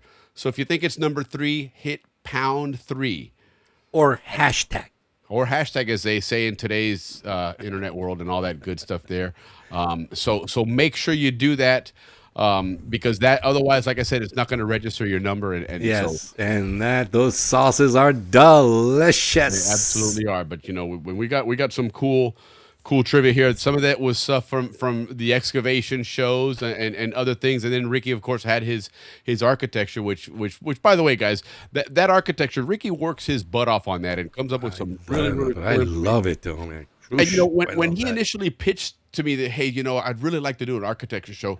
In all honesty, I was like, you know, architecture, it's. I know. I had to pay about $1,000 to convince you. But well, it's true. I mean, I got my New Jersey and all that stuff. But no, I mean, the way Ricky does it, it's a story behind it. You know, it really it's not something, you know, nuts and bolts. Okay, well, you got to have this angle here on these, and don't forget this roof needs that. It's not that at all. It really tells a story that I think is really cool. You've done a bang of job. Gracias. Yeah, I had to pay for that too. No, Ricky helps out a lot on this show. Honestly, you guys, you know, he gives me a lot of credit for doing a lot of things here. But you know, like for example, for this trivia show, right? You know, to stress the fact that you got to put that hashtag in front of the answer. You know, Ricky volunteered to go ahead and put on a suit and get filmed doing it. So here, check it out. Look at that. There he is. He's in his suit there, and he's walking by. It says hashtag +number for your answer. Yeah. That's going to be when I go to the Giants game this weekend. I'm going to be wearing that. So you see, that's Ricky, man. He's a champ, man. He really steps up to the plate and does his part. I take one up for the team. Anything for the team. Absolutely, man. So, you know, gracias, amigo, man, for really stepping up to the plate there. But yeah, so we're going to go ahead and kick off then our trivia here. Yes, we have to make sure we do. We really have practiced it several times already. We did. So we get our timing down. What was it again? 4 minutes, 4 seconds on the first, 11 seconds on the back end. Yeah, something like that. We gotta, you know, make it happen here. Make sure we account for the delay. Correct. So what we figured out is it's about 2 seconds, 3 seconds is the lag from when we put something out and you guys see it on your screen. You guys see it, right? But what we've also figured out is that when you throw something in the chat, okay, and you hit send, it's still about almost a 10-second lag before we see it pop up on the screens here. Okay, so that's the time that Ricky and I are just going to start yapping and running our mouth and acting like we're intelligent and talking about some stuff here. But, we'll fill some time. We'll make it happen, kind of like what we're doing now here. But, yes, thank you for that. We are going to count for that delay. But that being said, it is multiple choice, right? I'll go ahead and read all the answers, so so if you can't read or whatever, if you're doing it on your phone and you can't see them on a tiny screen there, but for those of you that are maybe on a big TV or something, obviously you'll be able to see the answers and you can answer a little quicker. So, also be mindful that the faster the answer comes in, the higher points you get. Okay, that does help determine who the winner is. So that's that. So without further ado, let's go ahead and get this thing started here. Move in. All right. So that first question. Oh, I should be working that stuff. Oh, what happened? Did I run out of lights? Oh, I think so. Let me see here. What is? Well, all my lights turned off, Willie. I wonder what happened. Oh, your lights turned off. We don't want that. Both my lights turned All right, so off. what was the primary reason Chief Engineer John Frank Stevens suspended excavation efforts shortly after his arrival in 1905? Okay. Was it 1, to rebuild infrastructure and address worker health and morale? And remember, put your hashtag before the answer if you think that's what it is. Number 2, a formal order from President Roosevelt to prioritize the Gatun Dam. Were they ready to do that first? Was it the lack of available dredging equipment from the French effort? Right. Or was it the discovery of the massive Cucaracha slide in the Culebra Cut? So what was the reason why Stevens suspended excavation efforts in 1905? Remember, we covered that because that was early on, right? Yeah, and you can't go wrong if you're going to choose Cucaracha. How can you not choose Cucaracha? But let's see. Let's check out some of the answers here and see what everybody's going to say. Okay. FIF. I haven't figured that one out yet. 4. We got number 1. So he's thinking rebuild the infrastructure and address worker health. That was a big problem. Remember, we showed up, and obviously, the French tried, and they had major problems there. So it looks like number 1 seems to be the general consensus here. Okay, so speed is life, as they say here. Tanya's going to buck the trend here and say that it was the lack of available dredging from the French equipment. They did find some amazing equipment, and I'll tell you what was really amazing about that was the French figured out that the climate in Panama was so corrosive that they put these real thick layers of paint over all of their equipment. Lead paint, by the way. Yeah, Ricky's really hung up on that apparently. But anyhow, when we pulled some of that stuff out of the jungles and in the water and everything, it wasn't difficult to repurpose it or clean it up and get it. If it was functional, if it could do the job, they would get it working again. If not, they would scrap it and pull a lot of stuff off of it. But the metal itself and all the equipment itself was well protected from all this interesting paint. So anyway, let's see what the answer is on this one here. It is number 1, yes. To rebuild the right on. Everybody's right on. Cool, yeah, cool. That's absolutely right. So you guys are paying attention, and it's and very we're learning true, a lot here. Yeah. In 1904, when Wallace showed up, he started this thing, and his orders were make the dirt fly. And he got in there very gung-ho to make the dirt fly, and he really quick realized, I can't handle this. I'm over my head on this deal. Yes, indeed. And then Stevens, he only lasted a year. Then Stevens came in the following year, and that's when he basically, there's a lot of things that he did. Amongst those was to basically stop everything here. And now he had a lot of pressure from Congress because they were spending a lot of money, and they're not seeing a whole lot of progress yet. And he's saying, well, hold on now. We got to retool this thing. We got people dying. We got funeral trains that are busier than the excavation. Right, because that's right. Wasn't that the year that they cured the yellow fever? That's when they started addressing it. That's when Gorgas finally convinced them that, hey, listen, dude, it's the mosquitoes. It's not this bad air. Remember, they thought it was bad air. The air was causing people to get sick, and it was mosquitoes, and so they started, I mean, everything. We know the whole story: draining all the water, the sitting water, the building on hills, absolutely, and putting now screens on everything. You didn't have the open air, housing and all that. So it did, and finally they were able to, between doing that and then again the infrastructure, which really more than anything was the railroad. They realized that as long as these excavators. It was, one of the big keys that I've learned as to why that was so important. Because a lot of people ask, well, it just would have taken longer, right? Well, it's not so much the more length of time that it was going to take, but you think about the equipment they were using. These were excavators. They were all steam powered. Okay, these things, when they lit that fire at 5 or 6 in the morning, that thing was going to run all day. Whether that thing was excavating or not, it's not like you could turn it off like a car, and then when the train shows up, you turn it back on. You have to have it running the whole time. And so in order to be efficient and get your money's worth out of this, you had to have these guys scooping up trainload after trainload after trainload. And that's what he realized. The only way you can do that is be able to move these cars in. They had one set of track to get what in some cases we figured out 160 cars later on were running in one day. Imagine the backlog if all of these people had to use one-way road like the Balboa Bridge. And that's what they had to do. You'd have 30 cars waiting in line. Get inaugurated 1941. Yeah, right. Right. If they would have done it, they would have gone bankrupt. Yeah. So it was a big those deal. engineers. That was a massive project. That wasn't like a whole bunch of these projects were going on during that time. No, mister, I was the only one of that magnitude. And the pressure that these guys were under to turn around and say, hey, we got to stop this. The cojones, you need to do that, man, because there was a lot of people back in the U.S. Stevens, of all people. Yeah. And remember, this guy was a civilian, mind you, right? And which is why hard. He was tough. Right? He was tough. But he was a railroad guy. He came from the railroad world, and he knew how to do that and make the dirt fly here eventually, which he did. So, all right, the next. Oh, right on.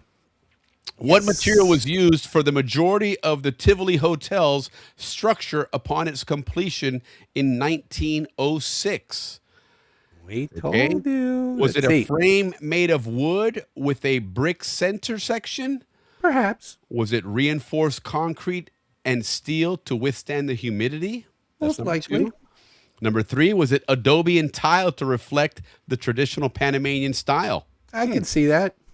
Or was it number 4, imported French limestone salvaged from abandoned canal sites? I mean, we were classy.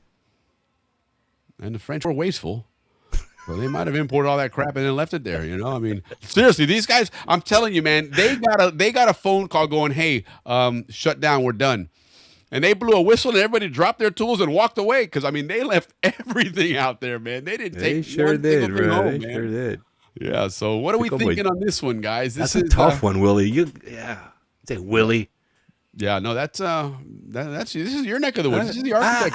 I know, but it could be almost any one of those 4. Let's see what people are saying. Well, it looks Willie. like we're getting a lot of number one. Leafy. Good to see you, Leaf. Yeah.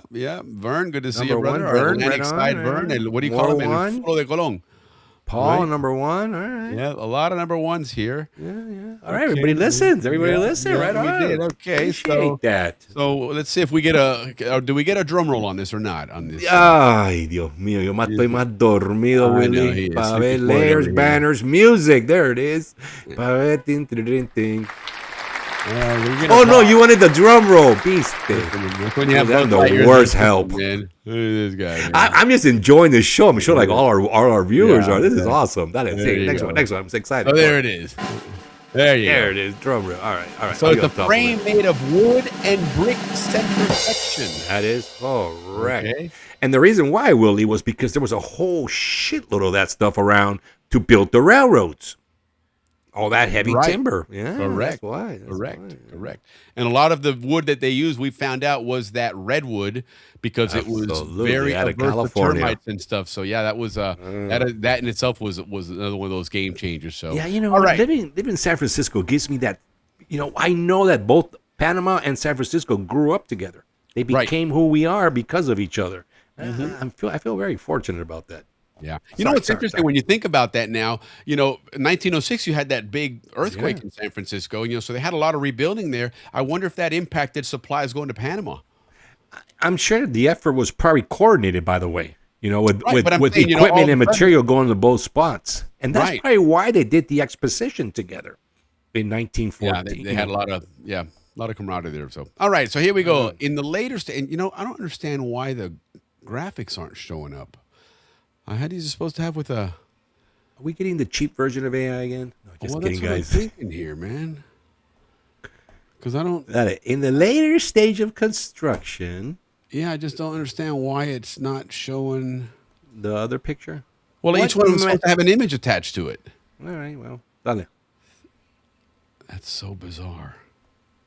Let me look at something here real quick. And we're not dissing any other country, so we should be good. Yeah. No. I just don't understand why it's not showing the images. But okay, well, we're just going to move along anyway. So okay, so here we go then. On this one, it was what are the later stages of construction? What system did the Army engineers introduce to increase efficiency in the later stages of construction? Was it a mandatory rotation policy, moving workers from Atlantic to Pacific? Interesting. Was it the complete replacement of civilian engineers with military personnel? Well, they won't push back. I mean, those people, you're in the military, dude. You just got to follow orders. Was it a productivity tracking system that pitted different teams against one another? I would go with that one. That's a good one. Or was it a flat salary system that eliminated overtime pay for laborers? Gosh, Late on the latter stages of construction, what management system did the Army engineers introduce to increase efficiency? So that means that they reintroduce a new way of doing this project to either go faster or cost less. Yeah. So was it a mandatory rotation policy? So we got a couple different opinions on this one now. These are tough, man. Yeah, We've got an incredible viewership. Number 2, huh? We got a number 2 replacement here of the civilian engineers with military personnel. Okay, we got the one about the productivity. No trust in our civil engineers? Beat them. No, right. It seems like number 3 is a general consensus, although number 2 is also, showing up here. So it's either going to be number 2, a complete replacement of civilian engineers with military personnel, okay, or a productivity tracking system that pitted different teams against one another. And you know what? I'm a construction manager, and that's what they do. That's what I'm saying. That could be definitely when I was building McDonald's, that's what we did all the time. Well, and certainly the trend for number 2 started right from the get-go when they brought Goethals in, because Goethals was a colonel. Teddy Roosevelt at this point was irritated that he had lost two the chief Corps of Engineers, of course. You bring in the Corps, you don't need the civilian guys. Resign, right? These are all good. I mean, these can all be, or all of the above, tu sabes. Yeah, or all of the above here. So let's figure out which one it's going to be then.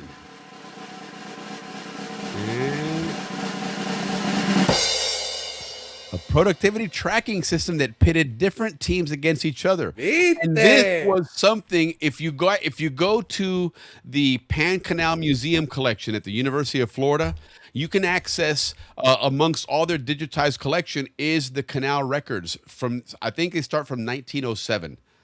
All the way through, and these came out weekly, and you can access every single one of them. And let me tell you what, in there, what they're talking about here, they would put articles in there, and they're talking about which excavator did the most this week, which team did the most, which, Atlantic, Central, or Pacific did, it really made these guys into people that you looked up to, and I imagine if you walk into a bar and a guy walks in, you probably buy him a drink, because this guy excavated 5,000 cubic yards yesterday, man. Mm-hmm. Something, what a beast. And so they were looked up that way, like sports heroes or something. And that was purposeful to do this in this, think about it. There was no TV, there was no radio stations in Panama at the time. So even if you brought a radio from the United States, there's nothing to listen to, so your only real communication, on a daily basis to keep you entertained and informed was the Canal record. And in that, they purposely showcased this productivity, which then it was bragging rights, man. And that was really it works. It totally works, because like I said, when I worked, we built 75 McDonald's in 2 years in Puerto Rico. 75. Right. So it was based on management systems like this. So yes. Sure. And I would imagine as they started winding things down, as you start getting into 1912, 1913, people are slacking, slow down, you're going to have less need for some of these excavators. Which crews are you keeping? The ones that had the numbers. That's right. And it's a smart way to motivate people and get them working, man. So there you go, guys. It was number 3 here. Let's see what the next one is. That's a good one, Willie. There we go. Hey, this is a good one. Some images here. What year did the Balboa Clubhouse open? Okay, there were several clubhouses. The Balboa, I think 9 total. This was Balboa. This was Balboa. This was the big daddy of them all, right? And it may not necessarily have been the first, but it was the beast, and it was purposely positioned at the other end of that whole El Prado admin building lineup. which was to purpose-built, commemorate guys. those builders. Yes, that's why they indeed. did it. Where everything else, Willie, was cement, concrete, masonry. Yep. Was to say like Balboa Elementary School, right? Yeah, 100%, 100%. The et cetera. What was the you date guys that know we all the got buildings. there? July You guys know. 4th, 1907? Was it January 1st of 1910? Was it December 24th of 1914? Or was it none of the above? Okay. Then I trick all you guys. Let's see if everybody paid attention. Put that hashtag in front of it, right? Hashtag. Do whether it's hashtag 1, hashtag 2, hashtag 3, or hashtag. Willie, yours were so hard. Mine are like super easy. No, these are good, man. I like the fact that they're not that easy because you're getting all kinds of different ideas here. You got a number 2 here from McGee. Leach saying number 1. Makes sense. Chris is saying number 1. Dot is going with July number 3 4th, on here. So this is the Balboa Clubhouse. Let's be clear, Balboa Clubhouse number 2. Clubhouse, so let's figure out which one it is here on this. Yeah. Okay, everybody. Teacher Rick's bringing out the marker because we got a couple of F's. And the answer is December 24th, 1904. Guys, this was 12 weeks after the Panama Canal opened. So can you guys just imagine the amount of celebration of that proud of getting this project open? It must have been unbelievable when they opened that. And then 7 years after the Tivoli. So But you know what's tricky? Now that you mention that, what's interesting is that this really is the beginnings of the transition from a construction project now to a support project, and support the personnel that are living in the canal zone, running the canal now, because the excavators are gone for the most part. I mean, there's still a little bit of work gone here and there, but now a lot of dredge work and stuff. But now you're really working the canal. You're supporting the canal. You've got your the police force, the firemen, the teachers, man, everybody from all the different divisions. Yeah, that's interesting. But yes, right after the canal opened, they brought it over from Empire because it was a very prominent building on the Empire, and I love the fact that, like you pointed out, that for that entire area from the admin building all the way down, it's all made of that big, strong concrete. Yet all the houses, the other end post of it, office. they celebrate what turns out to be, we'll talk about it later because it's important later on if we talk about it here as far as that structure. But why that one differentiated from everything else on El Prado as far as the way it looked and everything. But it was to commemorate those guys, those early for builders. Sure. For sure, man. And more, but we'll get into that a little bit later. Yeah. So here we go. Next question then. Right Who on. provides the images for the Pan Canal? Okay, so now I'm really irritated that image is not coming up because that was a good one, man. No, this is right. This is the right one. No, but the images aren't coming up, dude. I had an image for every one of these. This one does say the Panama Canal Society reunion. Maybe your background, because on mine it does. It's the one that you selected for this one. Are the images showing up? Yeah. Oh, okay. So, okay, good. I don't see them on my end, so I was just, okay, good. All right, so who provides the images for Pan Canal reunions in Orlando? Is it number 1, Kay Ritchie? Mr. K-Boy. Yes, right. yes. Is it number 2? Great photographer, by the way. Yes, he is. Is it number 2, Hotel Security? Perhaps. Maybe That's the reason why they kicked us out of the restaurant from doing our show there, because of those cameras. Yeah, So that's a good one. That's a good one. Is it number 3, Carlton Morris? Perhaps. He's another great photographer. We got two Zonian photographers there. And I think Carlton Morris was snooping around the show the other day, if I'm not mistaken. Yeah, we had him on too. Right. Ansel Adams, of course, it's got to be Ansel Adams. Only Ansel Adams can do work at the Canal Zone reunion because that's how elite we are, guys. That's absolutely it. So who we think it is here? We've got a couple of answers here. Let's see what we got. Most people are going with number 3, huh? Okay, well, I think you should go with number 3 on that, but let's figure it out just in case here. Who is it that does that? Everybody went with number 3? Yeah. He's just too popular. We all love Carlton. Yes, Carlton Morris. Yeah, Carlton Morris. We love him. That's one of the funniest guys you'll ever meet, by the way. Carlton's great. He always has one of those stories. you know, and they're totally off the wall, you know. Hey, Carlton's going good, man. Hey, you know what? And you're like, why? Where did that come from, man? Carlton's a great guy, great guy. Takes amazing pictures too. If you haven't seen him, go to Canal Society on the Facebook page because he took a lot of great pictures. We normally get him before everybody else does, like at all the reunion pictures. So, yeah, Carlton, thanks for that. But he definitely is a good. I was texting Kay. He laughed. Yeah, right on, Kay. Yeah, let him know he made the show, man. Yeah. Right K-Boy and I go way back. Yeah, I think we were neighbors actually. He's a good guy, man. Yeah. And his brother, the doctor, tremendous doctor. And he was an umpire for baseball for a while there. K-Boy or his brother? No, K-Boy. Yeah, K-Boy. Yeah. His He- brother was too smooth for that. Doctor. He's a doctor. Yeah. Right on. All right. All right. We should bring on those Richies on the show because they also have a great Zonian story. Yeah. No. Of course, they absolutely do. They have a good legacy, man. All right, here we go. What was the significance of the 1906 visit to Panama by President Theodore Roosevelt? And check him out there flying his plane over. It looks like Culebra Cut there, huh? Obviously, that's an AI image because he wasn't flying no plane like that over the canal. But you know, in fact, I guess you would have some types of planes like that a little bit, right? Because the Wright brothers were what, in 1903, 1904 when the Wright brothers first flew out of Kitty Hawk or whatever. So you had a little bit of airplanes, but not a whole lot of aviation to this point down there. In 06, yeah. But nonetheless, that's not the important thing here. What are the answers? It was the first time a U.S. sitting president had traveled abroad. Or was it the occasion? Could it be the first time?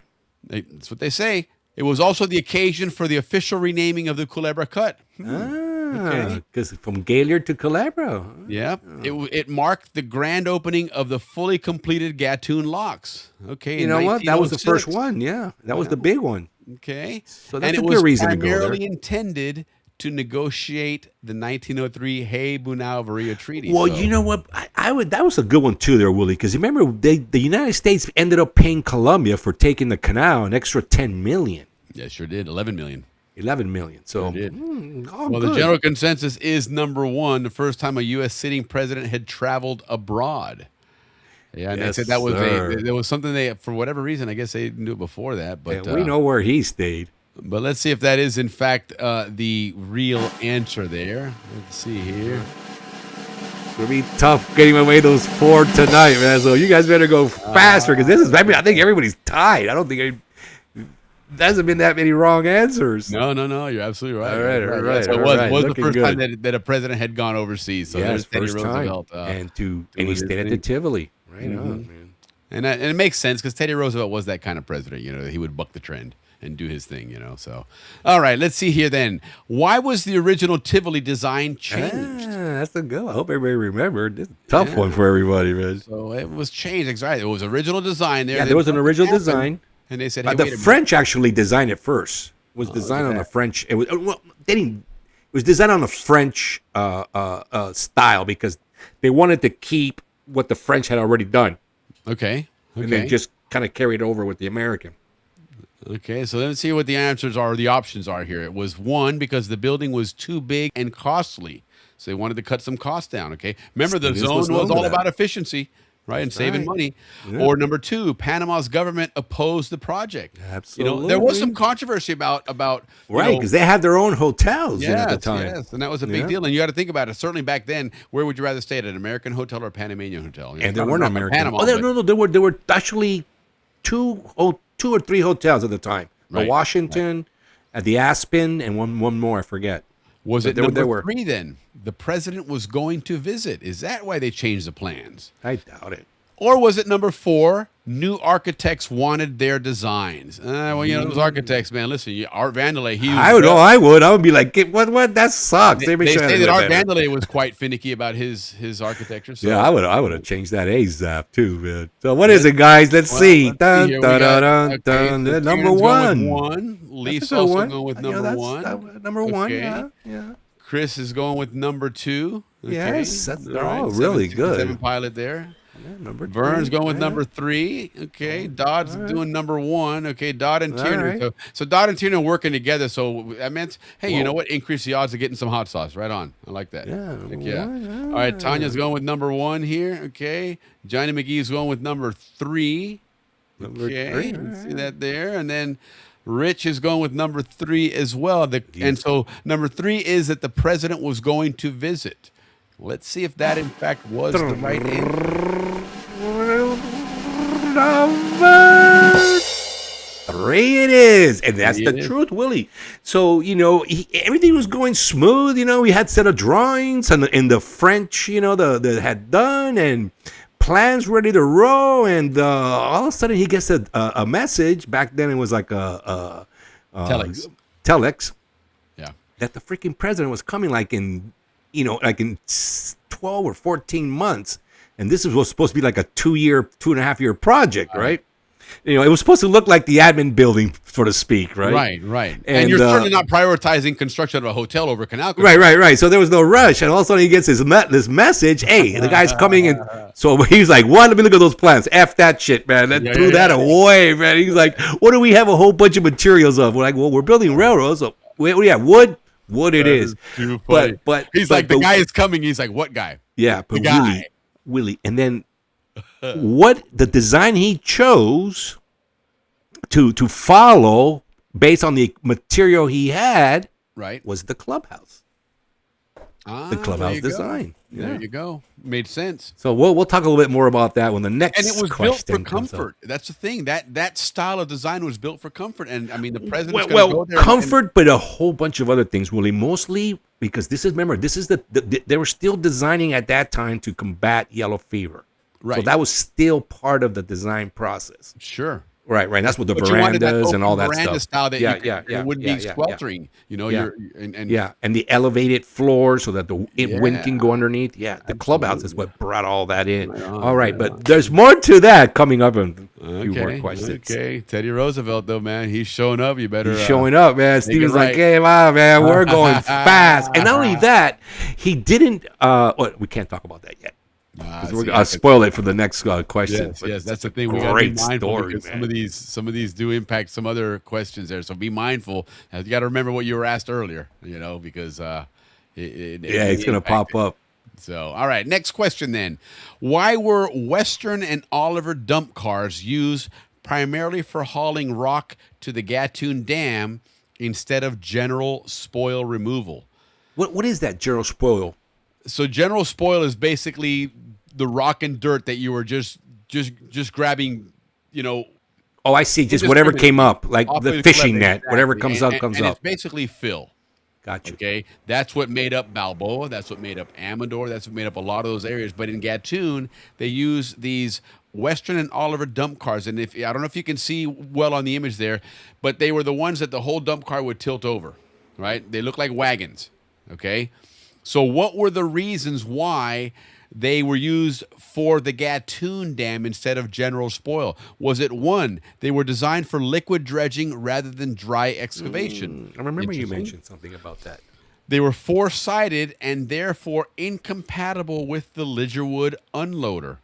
That's an interesting concept there. That's complicated. When they're that complicated, that's normally the answer. Right? The canals. If I was in school, I would check that one right off the bat, man. Yeah, the harder the answer, the more likely it is. Yeah. Number 3, was that the capacity was too small to be efficient for Culebra Cut. Okay. And then the causeway, 4, right? Yes. Well, coming out of Culebra is where the spoil is coming from. Where it's going to is a different answer. Yeah, got you. Number 4, the steel frames were too heavy for the Panama Railroad tracks. Well, they had to change them. So let's see what we're Stevens thinking did here, because that one was these are all good. Interesting. You make it so hard. I make it easy. Let's see here. So Vern's saying it was number 3, and number 3 again is the capacity was too small to be efficient for the Culebra Cut. Okay. Dodd Dupree is also saying number 3. Number 4, the steel frames were too. Hold on. That's what I would go with too. Too heavy for the Panama Railroad tracks. Interesting there. Me too. Right on. We have also number thinking 2. Alike. They were four-sided and therefore incompatible with That's the a fighter pilot. Those guys are way too smart. So I'm changing to number 2, Leafy. Sorry. You're jumping. He's jumping ship. Okay, Richard's going to go with number 3 then. Johnny McGee's going with number 4. The steel frame was too heavy. I'm good friends with Johnny. I'm back to number 4. Okay. Oh, wait. Tanya, number 3. I'm number 3. No way, man. I'm We're going going number to see 3. if your theory, there's a theory that you just threw out there. We're going to see if it's right here on this one. Whatever Tanya says. Number 2, beat. I should have stayed there. They were four-sided and therefore incompatible with the Lidgerwood unloader. Tell you, I'm going to leave it at that, okay? It's complicated. It's pay attention there, though. Okay, pay attention on that one because of what was thrown out there just now, because it may appear in a future question. Hint, hint. Look at Chris. Don't go with me, Ricky. Or better yet, do. Look at Tanya. Tanya's apologizing for giving you the wrong answer. Don't worry, Tanya, man. We good. We always give win. all the wrong answers you want. We're just winning all the time with Tanya. Heck yeah. All right, next question then. Here we go. Which construction choice was John Frank Stevens instrumental in persuading President Roosevelt to adopt? Very good, Willie. These are all awesome. This was cool, and this is all based on our last month, shows. Yeah. So wow, yep, it absolutely was. It absolutely was. Entertaining. And the cool thing about AI is you can, I had it create. I just uploaded a picture of Roosevelt, a picture of Stevens, and I said put them sitting together over a map of Panama. Well, that's probably what it looked like too. When they hung out. So, but let's see here what your choices are here. Number 1, utilizing a canal with locks rather than a sea level canal. Mm-hmm. Very good. Or number 2, building a sea level canal to minimize future maintenance. Which is true, because they wouldn't have to build all those towns and all the all the things that have to support a population like that. Suez has an entrance and an exit, and that's it. Mm-hmm. And then it's just a ditch. And Stevens was baratito. Yeah, right. It's all about cost and efficiency. Number 3, using only salvaged French equipment to save costs. Is that what he convinced Roosevelt to do? Or was it number 4, constructing the canal through the mountains of Nicaragua instead? Well, they had already started and had all the surveying done. So, Stevens was probably going, man, this is crazy here. The mosquitoes, the heat. Throw in the towel? Throwing a towel, forget this spot. The Ancon Inn is killing all our guys. Yeah. Something's killing them. Well, I think the general consensus here seems to be number 1. Yeah, Burns going number 1. Dupree's going with number 1. Yeah. Chris Jeffries is going with number 1. Okay, yeah, Lee, you're doing, yeah, number 1. So number 1 is, again, utilizing a canal with locks instead of a sea level canal. Obviously, we know now that was what happened. Is this what Stevens convinced him, or was this something that occurred afterwards? Right? Because the first guy obviously didn't convince anybody. Yeah. Listen, Wallace, we've talked about this before, that Wallace, Ricky asked a question once that, hey, has Wallace ever gotten like a big memorial or something in the zone? And the fact of the matter is, I don't remember a Wallace park or circle or monument or there's William Wallace. He got a movie named after his great uncle or something, but I don't know. And the truth is, of the 3 chief engineers, he probably was the least successful and probably viewed as the one that probably didn't. He did do a lot, but it was viewed as almost a failure in the sense that he was a bureaucrat. Okay, the architects like him though. The architects like him, but that's that's about the only group. I'll tell you what he did do is he helped jumpstart this canal in the sense that it was hard to get started with an operation when you didn't know what you were facing. And so it would be difficult to start ordering locomotives and excavators and all these things. Instead, he's like, wait a minute, man, we got a shit ton of equipment here from the French, man, and it's actually in really good shape. So it really allowed it to get started while they evaluated what it was they needed to do. Unfortunately, he was also, like I said, a big bureaucrat, and so he was okay with decisions taking place in Washington, which took weeks and weeks to make even the simplest decisions. And so ultimately he wasn't the man for the job. And as we know, Stevens came in and being a railroad guy, he figured out, hey, if we can't move this stuff efficiently, we can't build a canal. We're going to run out of money before we come even close to it. And so absolutely that's what that was. But anyway, let's see what the general consensus on this one then was as far as what the convincing piece was here. The obvious one, utilizing a canal with locks, because that's what we ended up with, okay? And that's what he convinced him that it was. And for us, thank God. And it was more expensive, too, Yeah, 100%. way like Ricky bigger of an said, effort. there would be no need. All of the areas that we lived in was basically the suburbs, the housing for the canal operation, which was the dredging division, the locks divisions, and then, of course, all the supporting personnel of the ports divisions, right? And then you have pilots, and then you have tugboat, people. You have everything behind that. You have schools, you have hospitals, police, fire. You have to have entertainment. I mean, so it became the canal zone. You don't have that if you have a ditch, and you have just free reign going from... Yeah, it'd be like the Egyptian deal. Right. You'd no have a towns, small nothing, section in just go Balboa through. because you had to control the tides there, but that was it. Other than that, it was just a free running ditch, and there'd be none of us would be here if that was the case. Look at it today, man. Wow, Yeah. with those ports and the Yeah, bridges and the So well done, Stevens, and talking Teddy into doing a locks canal, man, because it gave us a canal zone. So well done, my man. Well done, my man. Good meeting. All right. So who was the architect of record for the Tivoli Hotel? Ricky, what's the whole story on the architect of record? Well, at that time, this humongous efforts going on. So the Canal Zone was under the ICC was hiring the best architects of the time. They were all working there. All the top of the world were working there. And what was the question? As far as what the architect of record, what does that mean? Oh, who the architect of record? Okay, what does the architect of record mean? The guy who stamps the drawings, right? The guy that gets the recognition for the project, right? Okay, the guy who puts his name on it officially. The guy who puts his name in it. Was it P.O. Wright ICC Architects? Okay. ICC Architects are those Canal Zone architects. Yeah, Canal Commission. Felipe John Bonavia, by the way, was an architect. And remember, the French did design the original one. Look at that. Yeah, so he was an architect. I didn't realize Austin Lord. Austin Lord was a very famous architect. Indeed. Austin Lord actually designed Balboa Town. Indeed. Or was it Frederick Law Olmsted, another famous architect of the time? These guys are all working in the canal. Interesting. Yeah. So who do you think it is? And this one, again, we're getting a couple different answers here. Griso, no. Griso. You know what? I'm related to that guy. Griso and I are cousins. Our mothers are first cousins. Yeah. Tony used to tell me that too. So, okay, is it number one? Is it the P.O. Wright? P.O. Wright and ICC Architects. Is it number 4? The folks from Massachusetts. Leaf's going with number 1. Yeah. Okay, McGee's going with number 4.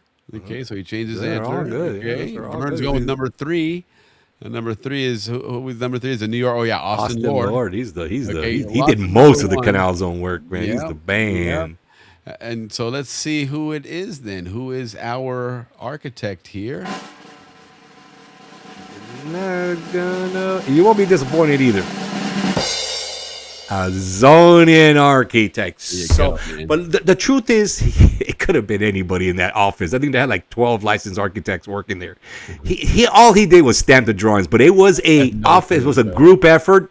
So really, like the guy that received the canal in the Canal Zone, remember, he was like a captain or a lieutenant. Yeah, a lieutenant. Lieutenant. Right. Well, same thing with this guy. He was just like they probably had chosen another guy, Willie, and then that guy probably called in sick. They go, "Hey, Mr. Wright, come here, stamp this for us." Had a dental appointment, man. He could have had his name. And now he's in our history. But it was truly the Panama Canal, or the Canal Zone government, but at that time was ICC Office of Architecture. That's cool. So it was all these Zonian architects working on it, and they actually, these are the guys that created that look. They created that genre. Yeah. No, and we're gonna learn here. We're gonna learn a little. Yeah. I almost got ahead of myself there. Sorry, Willie. It's very special. Absolutely. Yeah, but when I was studying this, Felipe John Banua Varia, he was actually an architect, on the project. So he actually designed a lot of stuff there. Okay. Yeah. Well, listen, and real quick, we're gonna go back to a question that we mentioned a moment ago, and one of our crack. Assistant historians, Canal Zone historians, John Catanzaro says that Wallace had a tugboat named after him. Right on. Oh, okay. Right on. Yeah, at least he got a tugboat. That's good. Unfortunately, it sank a few days after it. No, come on, Willie.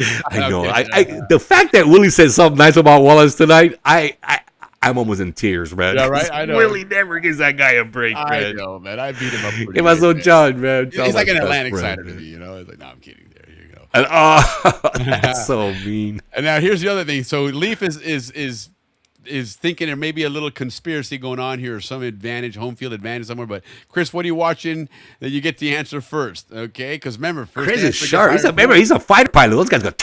Exactly. They're quick reactors, man. You know it, man. YouTube like you, Leaf. That's right. Yeah. And by the way, don't forget to subscribe, guys. We're trying to get to 500 subscriptions, and then our next goal is to try to get to 1,000. But let's get to that 500. Help us out, everybody. Get your nephews, your nieces, your sons, daughter, whomever, man. Just get them to hit that subscribe.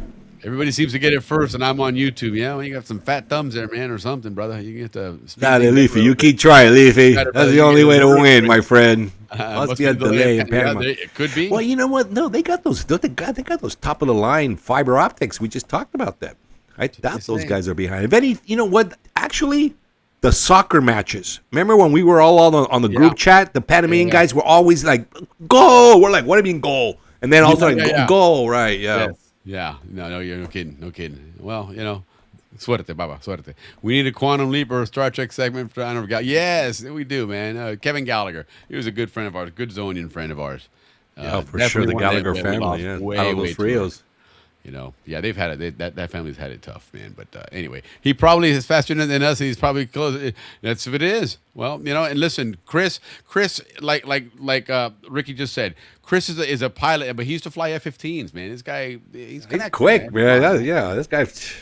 Come on, you've seen like Independence Day. Chris knows how that works, man. He'll be, he's not gonna be like the drunk guy flying up into the spaceship like that. But you know what? He flies these big planes. I wonder if this guy's landing those planes thinking he's on a little jet.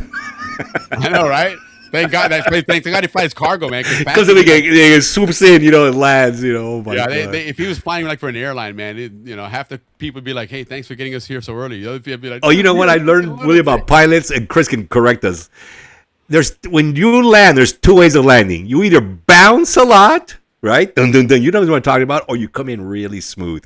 So one time I was on a flight, Willie, and this lady goes, "Oh, he must be a Navy pilot." And I was like, "What?" And people were asking, "Why did you say that?" Because Navy pilots are used to landing on decks, right? So they bounce. Where Air Force pilots have the long, strips, so they know how to come in real smooth. So whenever you Navy pilots, it's a controlled crash, is what it is. Yeah. So whenever you feel like a rough landing, Navy pilot. Whenever you feel a real smooth landing, Air Force pilot. Yeah, it's true. It's true because you gotta. Well, Chris can tell if it's true or not, but this is what I experienced on a flight once. Matt Flores, good to see you, brother.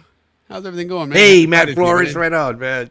Yeah, it's the Milwaukee's Bees. Yeah, I know exactly what you're talking about, Mickey. No problem. It's just how it is. That's right. It is. That's just the way it is, right? Isn't that what that tune was? It is what it is. All right. So next question here. Here we go then. And Chris says it's all true what we were just talking about there. Yes, absolutely. Oh, cool. Right on. Yeah. That lady was right. Yeah, and real quick, and I don't know if I asked you this once before or not, but did you ever fly the Mach Loop in the UK? The Mach Loop is an area where it's very famous. These hills that there's a like a canyon in between them, and a lot of military aircraft practice low altitude, low terrain follow and stuff through there. But it's real famous because a lot of photographers get up there, and you're actually a lot of times taking. Oh, I've seen that. They fly right over, right next to you, or even below you sometimes. Or even below you, right? I've seen that.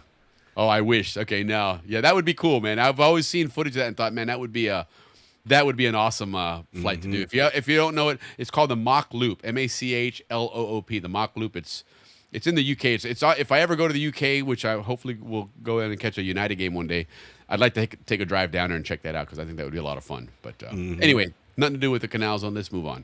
So, what are we talking about here? During the American excavation of the Culebra Cut, what was the primary operational mechanism of the Lidgerwood unloader? We saw that earlier, which reportedly performed the work of over 5,000 men. Major productivity tool. Okay. Was it number one, a continuous steam-powered conveyor belt system integrated into the tracks? Interesting.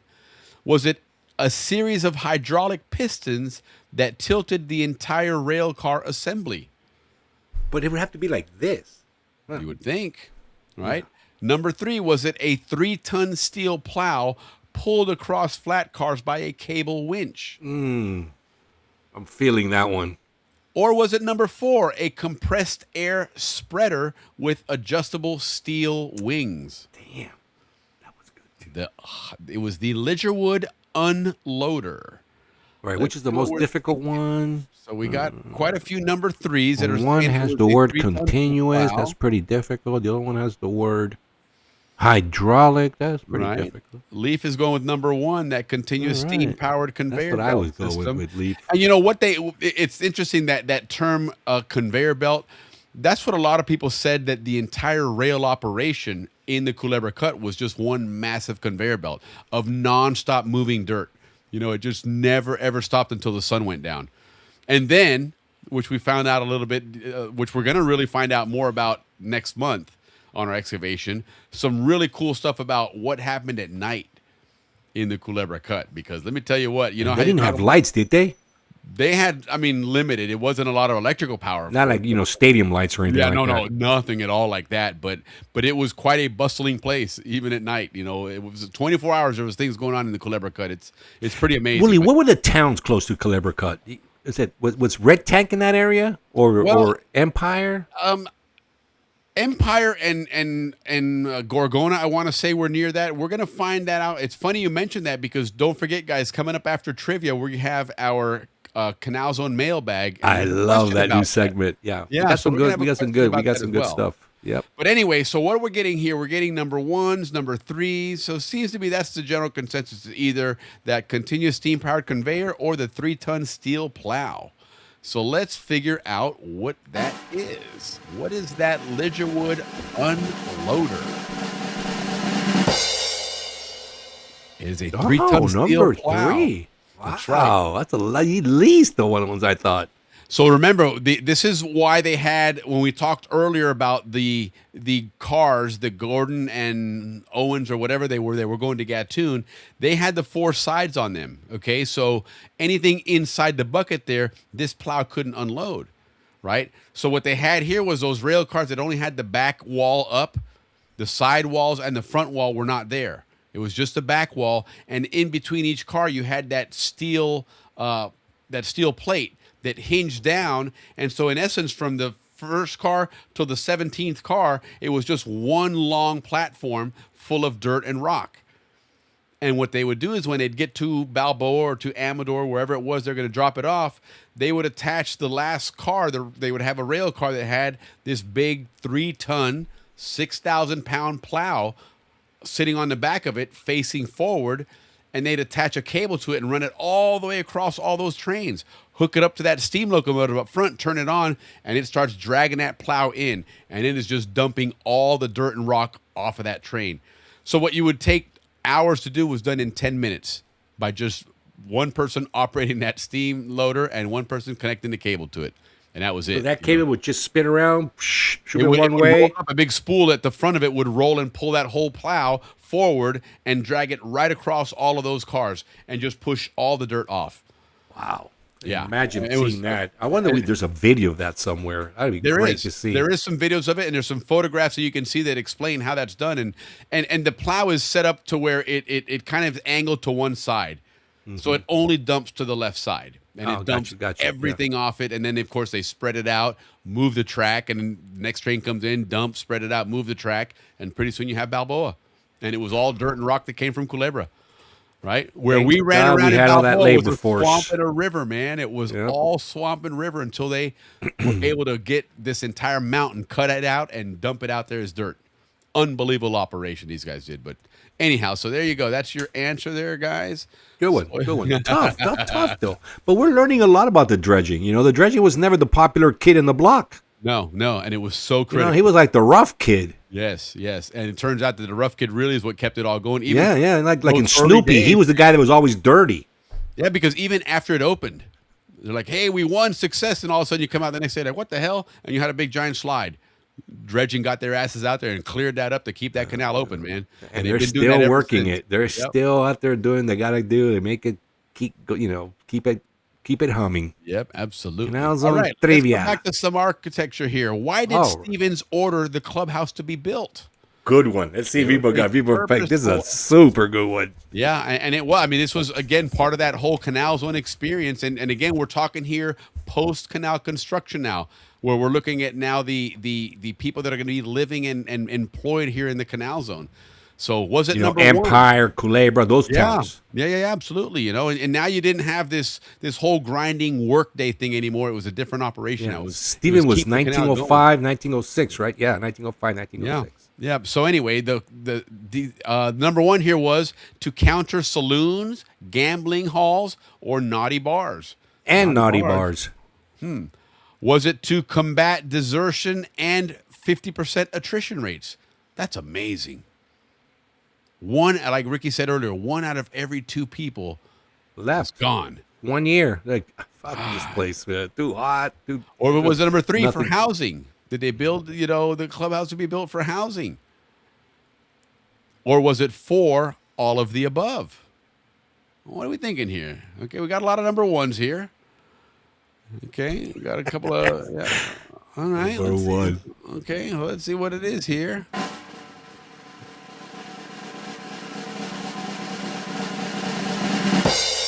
All the above. Yes. Hey, I'll tell you, Willie, one of the reasons the French failed from all my research, this is not opinion, this is from research, was that the labor force had no, those guys were just at the Anconan all night, and at the casinos all night. Yeah. And, so, they had to provide for the American workforce more than anything, the gold roll guys, right? The engineers and such, to keep them around.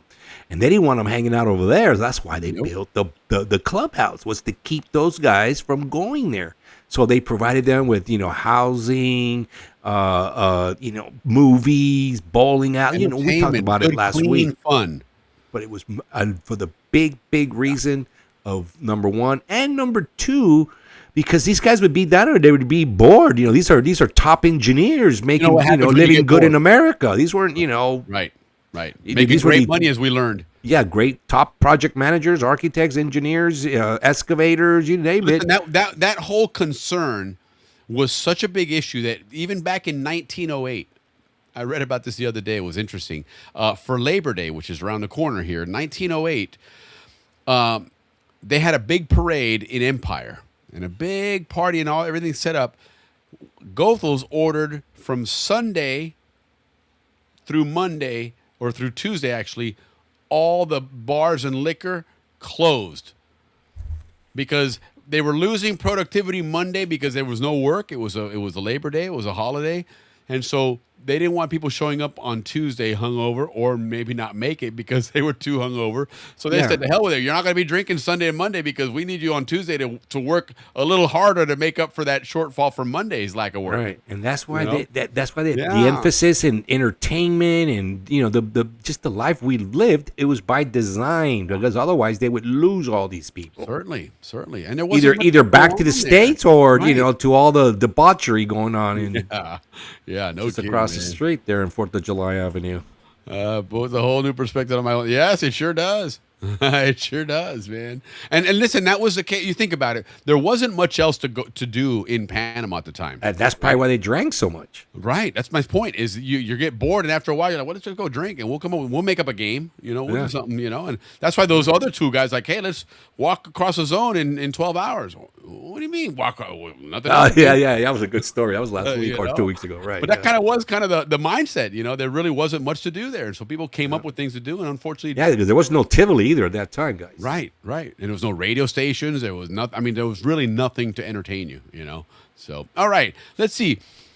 Which name for the Balboa Clubhouse was rejected another good by one, the Canal Zone community?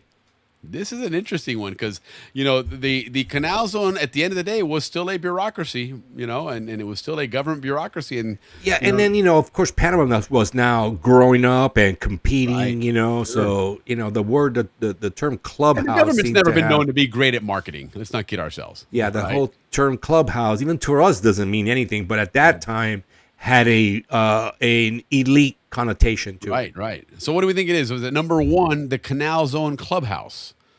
Was it number 2, Employee Service Center? Well, that sounds entertaining. Was it number 3, Canal Employee Entertainment Building? Well, now that sounds government as hell. Okay, that sounds like something the government would come up with, Or number 4, was it the Gap? And remember, the council committee said, F it, we're not going to call it that. And they stuck to the Balboa Clubhouse. So which one did they try to change it to? Yeah, so what do we Now, we know the Gap. The Gap it ended up being a teen hangout. See, this the is Blue Goose. Yes, that's one of the debauchery spots. And listen, we know the McGee's have a history in the canal. No, they don't. He just knows that there was a spot called the Blue Goose. Yeah, no, of course. Somewhere down there, and someone told him, but no. All right. Vern's saying that it's number two. Okay, the Employee Service Center. Sounds like a gas station. Leaf's going with that. McGee's going with that. Dupree's going with that. Chris is going with number 3. These guys are two Zonians, man. Number 3? Okay.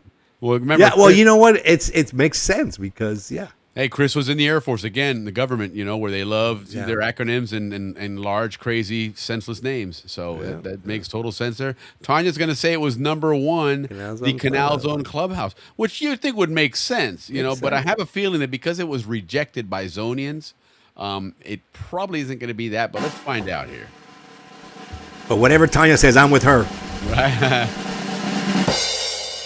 That's right, man. The Employee Service Center, which again, that's what they were going to try to call it. Can you imagine? Hey, I'm going to the Employee Service Center or the ESC, whatever we would have ended up calling it. How many of us are going on Saturday night after a Rams game, going to the Employee Service Center? Come on. And the Canal Zone crew was like, "What? Get out of here, man!" Man. Balboa Clubhouse all the way to the end, man. I love the Zonians, man. You can't mess around with us, man. Cannot. Sorry. Thinking there. Yeah. You're not gonna push us over like that. All right. So here's a question, and just so you know, Leaf, this is for you as well. It's the last question, and remember, speed does count. Okay. So ready. You know that here. But the question is, what type of architecture describes the Tivoli Hotel? And I purposely selected this picture because I think this picture really encompasses what this question means, right? Because, in architecture, there's obviously, as Ricky has taught us, there's different styles, different, traditional styles that are recognized around the world. And one of those is the Canal Zone style. It's not called the Canal Zone style, of course, but as we were going to mention earlier, and then we didn't want to give it away as a clue, but the clubhouse and that type of design became a recognized architectural style that was 100% developed in the Canal Zone. And so I figured it was fitting to put this book in there, this book from Edith Barkowitz Crouch, which is Architecture of the Panama Canal Zone. Excellent book. I mean, it's worth the money, guys. Yeah, really, really is. And then I know that Ricky gets a lot of his information out of it, and I have a copy of it and look through it all the time. But it really is a great book to have. So I figured it was fitting that would be representative of this question here, because there is a type of architecture. Right. And the Zonians created it. Yeah. Let's see if you guys can get the name right. That's exactly it. And again, that's why the clubhouse was set up that way amongst a bunch of big concrete structures. Willie. Because they were honoring that style that was truly unique to the Canal Zone. Yes. It really was, man. So anyway, let's figure these answers out and see what you think it is. Is it 1, French Art Nouveau? Is it 2, French Renaissance? Remember, the French were there first. Yeah, they were. They were very influential. That's why Number 3, was it early century American tropical movement?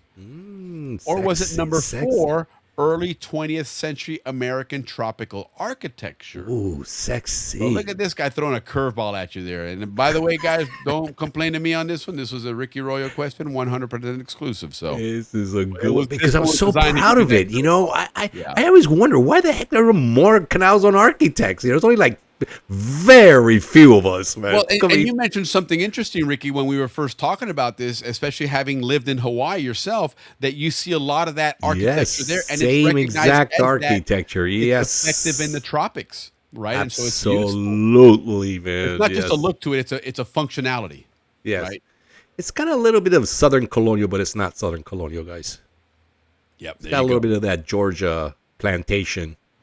All right, let's see here. Tanya, so sorry it's told again. Don't worry, that's what we do on this show half the time anyway. So we're all we love you. You can guess all day long. Right on. So number 4, Chris is going with number 4. Let me see here. Dodd's going with number 3. Okay, so what are we thinking here? We're thinking. Well, I think it's a safe bet that it's either going to be 3 or 4. Although Vern is going out on a limb. Well, there you and know, going- because remember the French were there first, They were. and you know, and the Canal and the Americans tried to continue what the French were doing. They did. They did. I mean, the YMCA is a great example of that. That's totally French Nouveau. Yeah, absolutely. So, all right, well, let's see which one it is. And again, this is the last answer, so we're going to find out who the winner of that 4-pack of Howler Monkey sauce is. Here we go, guys.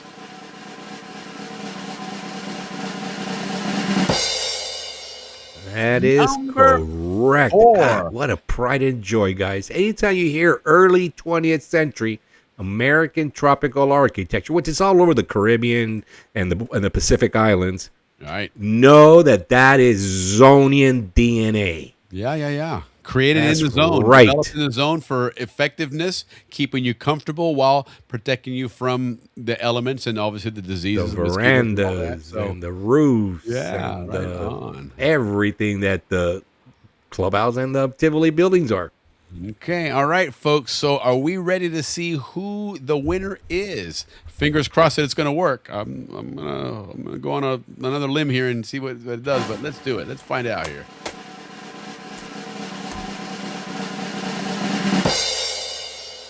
All right, Don Dupree, right? That. Oh, hey, well, Chris with the right there on it. Oh, fastest was Vern. That's exactly it. Well, no, oh, we need to get a second gift. Oh, you know what? We do have a second gift. Yes, I was gifted this as from Jennifer Dahl Hayward. Yeah. And this can definitely be a Canal Zone. I mean, a trivia gift, and I appreciate it very much. It's the sea beers. I don't know how, if it because it's green. If it looked good, but if you guys remember in the Canal Zone, the CB clubs, they're called the CBers. Oh no, they're called the sidebanders. Yes, the sidebanders.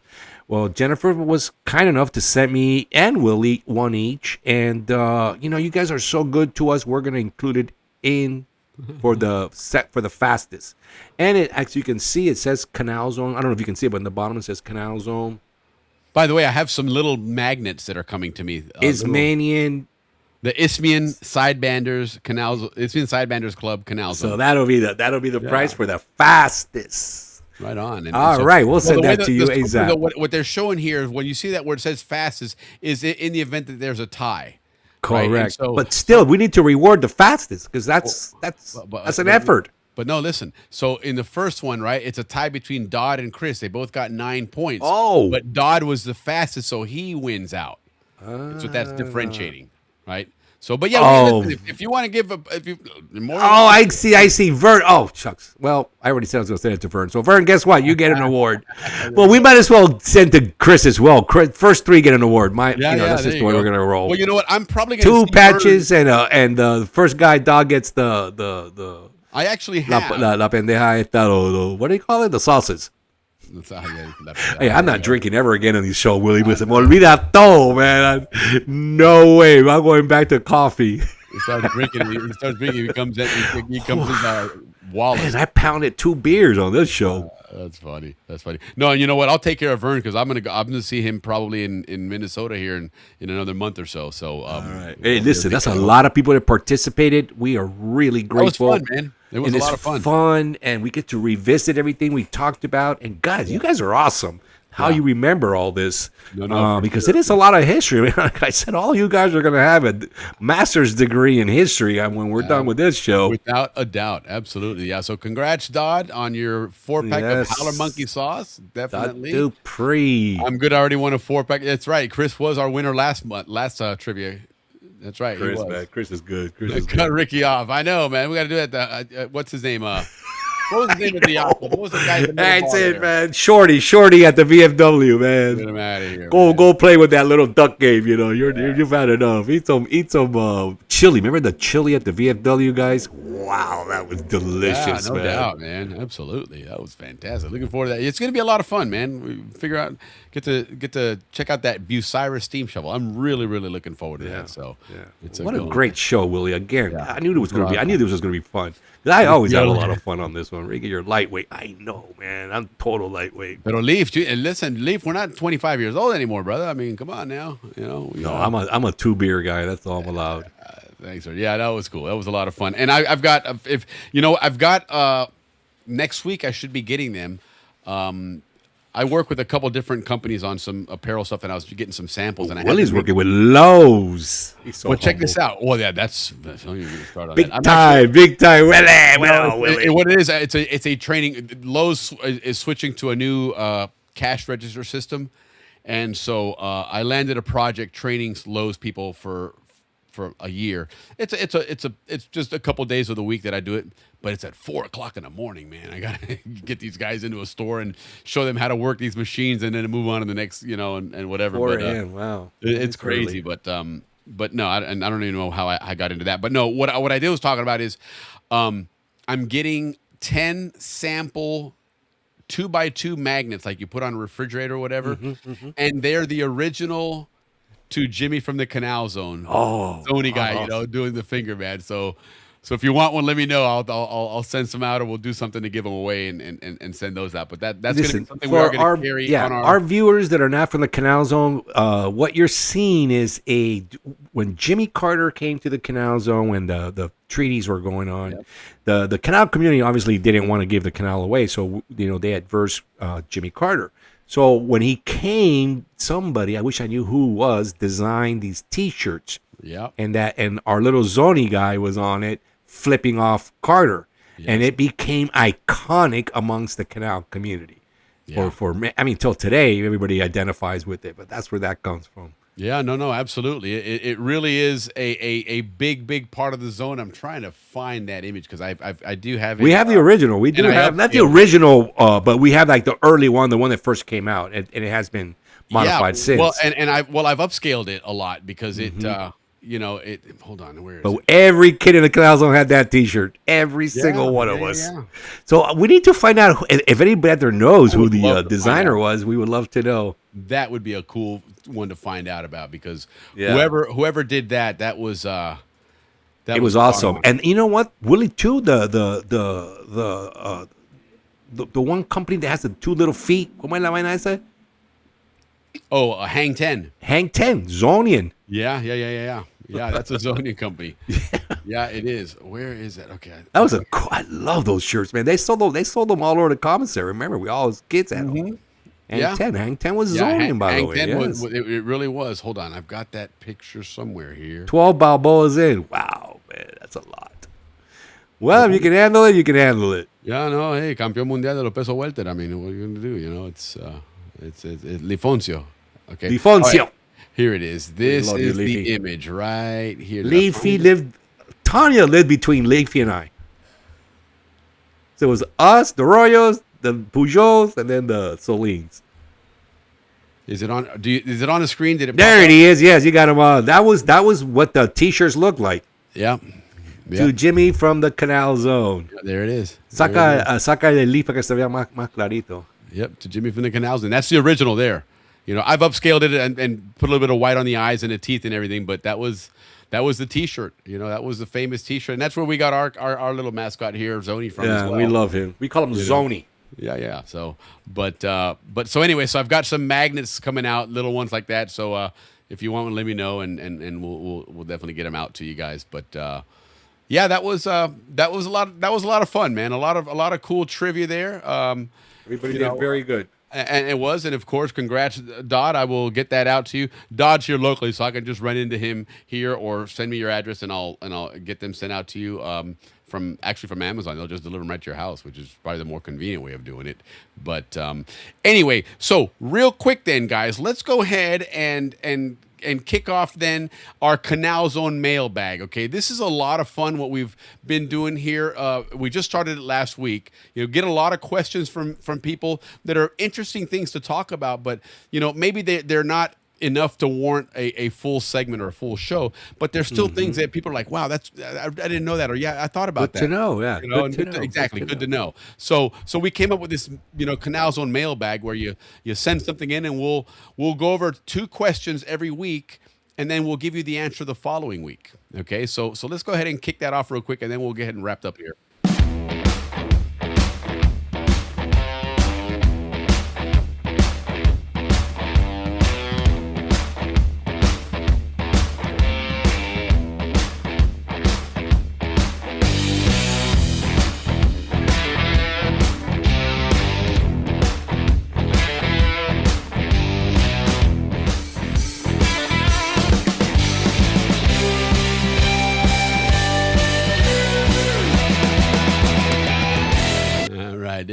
little Canal Zone post office nostalgia there. That's the one thing that I always try and do with this show is always be nostalgic about it, right?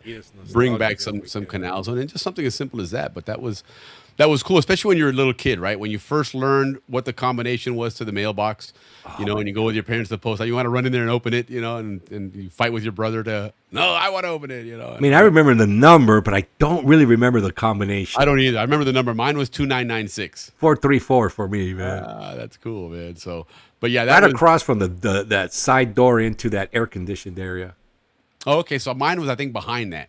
You go in that one in the middle, in the middle. Yeah, there's like the a middle middle there. Yeah. So anyhow, last week we had a couple of questions here, right? The first question was from Eric Anstos, who's a big fan of the show. And Eric, thank you so much for always being involved with the show and taking care of us. And he actually was the one that kicked off or kind of triggered this idea, because he's messaged me quite a few times with some questions, say, hey, this would be a really cool thing to talk about on the show. And like I said, we realized, hey, there's a lot of that there. And I mean, this show really is all about that reminiscing.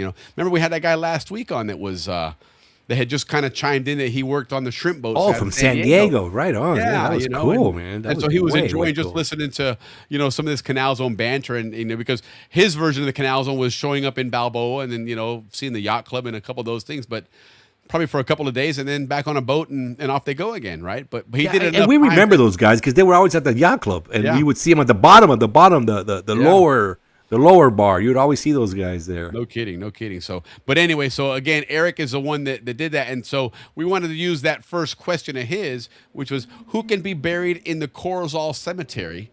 That's a good question. Can you cover that on a podcast? And so we thought, what a great question. And so we did some research on that, to figure out exactly, who can be buried there, because it is something that's special, right? It's unique and it's got some significance to it. So here's what we found out for you, Eric. Eligibility for burial in the canal is for Panama Canal and military personnel. Okay. U.S. military and veterans are able to stay there. Also, the Panama Canal workforce. If you work for the canal, civilians who contracted, operated, or secured the canal, including medical research volunteers. You guys were all eligible. Like Smithsonian. Yes, exactly. So we can be buried there, Willie. Right. Exactly. Right on, man. That's good to know. This is really good to know. Spouses, minor children, and permanently disabled adult children of eligible citizens. Remember, that's U.S. territory, by the way. Right. And yes, exactly. Very good point. And also, mandatory requirements and benefits. Provide proof of service, obviously. Military Form DD-214 or NGB Form 22. Honorable discharge. Civilian service, official agency records, or sworn affidavits. Vital statistics, the Office of Vital Statistics. You can pull your stuff there. Marriage certificate, birth certificates, death certificates, etc. This is really cool. Zero cost for a plot and care. Okay? Yeah, this is we all need to taken care of, in perpetuity. We need to revisit this so all of us can get our paperwork. Yeah, exactly. In line. So if you want to be buried there, at least we'll have our paperwork ready. Good one, Willie. Good. Now, good, Eric. Thanks a lot. Just in case though, don't go through all this effort and then find out you can't be buried there, because if you had a criminal conviction, is denied to those convicted of federal, state, capital crime, Zonians? or sex Come on, offenses. we're angels. Well, no, there was, and it's.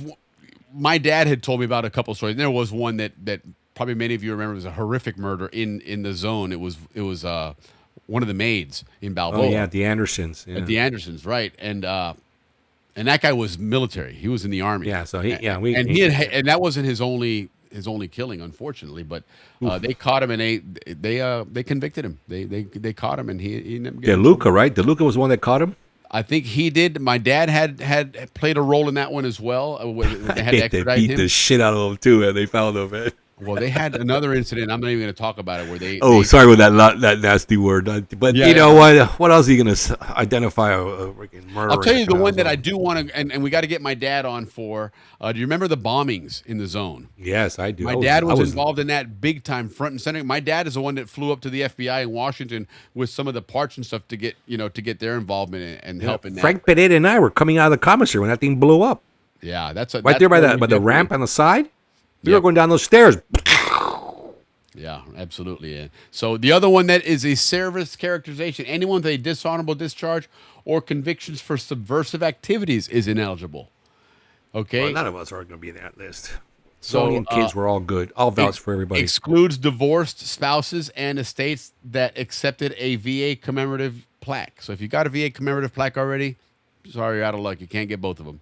But anyhow, so that's what the eligibility for that Corozal burial is. Okay, so the other one we want to look at then that was sent to us last week was from our friend Jim Nom, and it was a great question regarding the tunnels in Corey Heights and up there in that Ancon Hill. How far down and out does the tunnel system in Corey Heights go? We didn't have enough room to put the whole question on there, but he finished with urban legend is when I was in high school that the tunnels went all the way out to Amador. Okay, so Bill McLaughlin chimed in a little bit last night or last week and mentioned that, and we kind of had made that supposition as well that the way that whole Balboa area was built, it was all spoiled and stuff, that it probably wasn't conducive to have a tunnel underneath it, running underneath all that stuff. So it's very unlikely. But again, our crack research team was able to do some interesting research on this. And what we found out was that they did have quite the operation there. It really was a series of tunnels and some really impressive things that I found out here about it. Okay. From the entrance up at the top there to the bottom of it, the depth is 200 feet. So it goes down. That's 20 stories. Right? Okay. It has 40 individual rooms and warehouses on the first 4 floors. Mm-hmm. Okay. And kind of think of the opposite of a hotel where it goes first floor up to second, up to third, whatever. It's mezzanine, then down to the first floor, down to the second, and down to the third, and down to the fourth. Check this out. I didn't even know this was a thing, but at the bottom below that, then they have an independent water-driven generator. I never knew there was such a thing. You can make power out of water. They got decontamination chambers. Japanese are working on that to make cars out of that. So that's incredible, man. But you're talking about this was built the Canal a long time Zone was ago, using that already. Right? Yeah. This was built in World War II, guys. Okay, understand that. This was built a long time ago. They have an industrial-sized Clackfield document shredder. That might be a misprint there, but massive document shredders there, which that kind of goes hand in hand with where all the government secrets are, facilities, yeah. right? They got 3-foot thick reinforced concrete walls. 8 feet. Wow. I mean, that's, now here's some really interesting things about this. We've heard before, especially all of us that grew up during the Cold War, right? We've heard the term EMP, right? Electromagnetic pulse, and how that fries all electronics. Well, they have something here called a Faraday cage. I hope I'm pronouncing it right. And what they do is they embed steel rebar, a matrix of it, throughout all the concrete around it. And that blocks all cellular, radio, and satellite signals. And it protects against EMPs, which is very interesting. Again, it is a subterranean fortress there, 100% autonomous, independent water-driven generators, decontamination, industrial-sized shredders. And I would imagine they have stockpiles of food and whatnot is there as well. And then here was some interesting facts I found out about this. It was built during World War II. In 1989, it was used as the hub for coordinating the invasion to get Noriega. Mm-hmm. But here's what the interesting paradox they threw in there. Noriega once used that bunker for intelligence meetings before becoming the invasion's primary target. So isn't that ironic that he was in there, he studied this place, and they turned around and used it to nab after him, yeah. Right? So what's become of it? So now Panama has remodeled this into a national crisis and emergency operations center. They sunk in $500,000 and updated it all. I imagine they probably put, like you've talked about, the fiber optics and the computers and everything else in there. But, if you have a big major natural disaster, now there's a place where the government can function and continue doing their thing. So, so that was like pretty the cool. Situation room or something like that. Yeah, there you go. That's a great way. Situation room, indeed. So good question there, Jim. And now we know the rest of the story is, as Paul Harvey would say. Yeah, you can't even get to Corey Heights now. That's very restrictive area. Yeah, correct. Powder from power from water, like hydro. That's what I don't understand. I'd like to look into that more and to see what they're really talking about there, because obviously inside there you would need some mechanism to move the water to. Well, then there's those hydraulic cars that are starting to talk about. Yeah, it's got to be something similar to that. Yeah, that's it. That's gonna be an interesting one to find out about. And yes, underneath Ancon Hill, they're 200 feet down, man. There's a whole thing, and it's been around forever. That's the amazing story part is about 10 it. feet. Yeah, So yeah. 20 no story. doubt. That's a big building. Yeah. So what is the complex being used for today? And yeah, like we said, they're modern. It's a National Crisis and Emergency Operations Center. So very, very cool. Now, let's look at a couple of questions that we've gotten since then, because again, guys, send in your questions and we'd love to hear about them, because there's a lot of really cool things about the zone. And certainly I don't think we could spend an entire segment talking about this facility here, but it was some cool information to learn about, right? We stared at that hill every day for a big portion of our lives, for most of us. And little we know that they had a lot of stuff going on in there, man. It was pretty interesting. So, well, we kind of like Jim said, there was a urban legend. So me too. I heard about that from when I was growing up. Right, all these secret tunnels and whatnot. Correct. And like everything else, you often is it true? Is it real? Is it not? And like that Tule Vieja, we just believe it. yeah, la Tule Vieja, exactly. There you go. All right, so this week, what we're gonna have our hands full trying to figure out. Mike Jorgensen, not familiar with Mike Jorgensen, but thank you for chiming in. Appreciate you. Appreciate We're that, getting a lot yes. more of this, guys. A lot of people that are, even not from the zone, but they're taking that. Well, you know what? That's what the subscription does. When you guys subscribe, it goes out to more people, and so we push that. So the question here is: I heard there was a zoo at Fort Sherman. Is this true? Good one. I never heard of that. But so who knows? I did, I try and sign up with a lot of the Zonian channels just to stay in the loop on things, and then to keep people informed of things going on with the show. And I did, I have seen postings in some of the military pages that we have regarding Fort Sherman and that zoo. Fort Sherman, their main thing there was the jungle warfare school. Mm-hmm. Right. And so, that makes sense then. Yeah. You have to know what kind of animals are out there. Yep. Part of that would be to understand that, and learn about those animals and survive amongst them, or maybe, which ones you can eat, which ones you can't, I remember going through Air Sea Survival School in the Navy, and we ended up catching a snake to eat.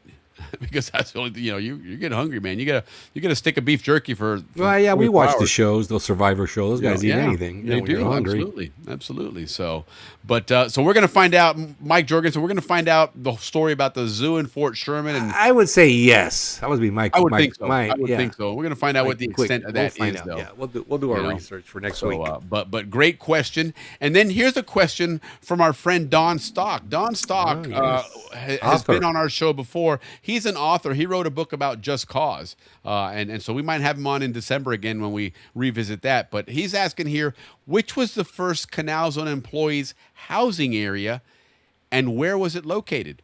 Good question. Yeah, Ricky, that piggybacks off of what you were mentioning earlier, right? Yeah. So, it has to be one of those, it would have to be one of those early towns, Like what is it, Red Bank or Gorgona? Yeah, Red Tank Empire? or Gorgona, one of those, I would say. That's we'll look it up. We'll have the answer next week. Oh, for sure, man. Thanks, Don, for the question.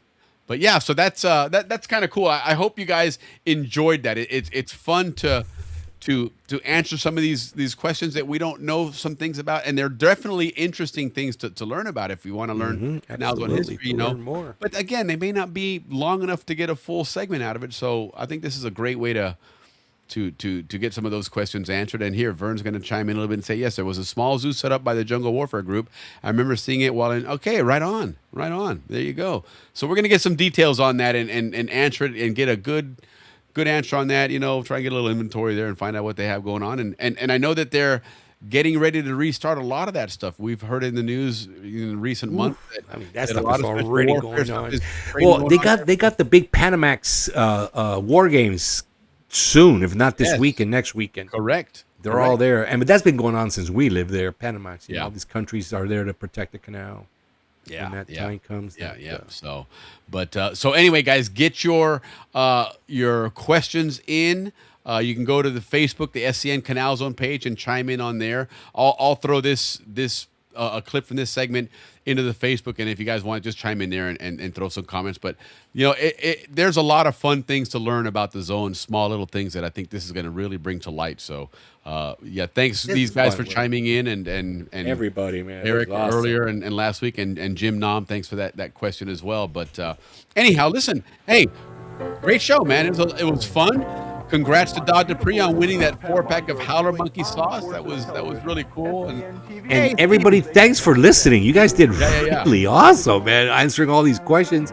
Willie and I think that maybe you guys will forget. That's why we love this. But man, not you guys. Thank you very much for that. We really appreciate it. Hey, Steve. Yeah, Steve Ransom. He was on appreciate our show. it, man. Steve Ransom was our mass media teacher and English teacher at BHS, and he also worked at SCN. That was one of his side gigs, I guess you could say, as part of his reserve duty and stuff. But he made it to our reunion here at 86 reunion. Right on. It was great to see him, man. So, next week, guys, beginning of the month, Dave Dahlstrom's going to be joining us. He might have a special guest. We're trying to confirm it though, but he's going to be talking about the Balboa Theater and that. And Willie, I'll keep working on Pablo Prieto to come on our show. Let us know what it's like to be Pablo Prieto. Did get a semi-confirmation. I'm going to go on a limb and say with our that's a tough one, but man, you pull that off, Willie. Yeah, you're the man. Going to join us. That's going to be really cool. So the Panama Canal administrator on our show, guys. Got it. Canals on forever, indeed. Yeah, it was a lot of fun. It was a great show, a great win for you, Dodd. Well done. Right on, Dodd. There's our little chiva. Yep. Hey, listen, guys, thank you. Thank you from the bottom of our hearts. Truly, we mean it when we say we love you. We love the show. We love you guys accompanying us. We love everything about this. Thank you. We'll see you next week. Salud, everybody. All right.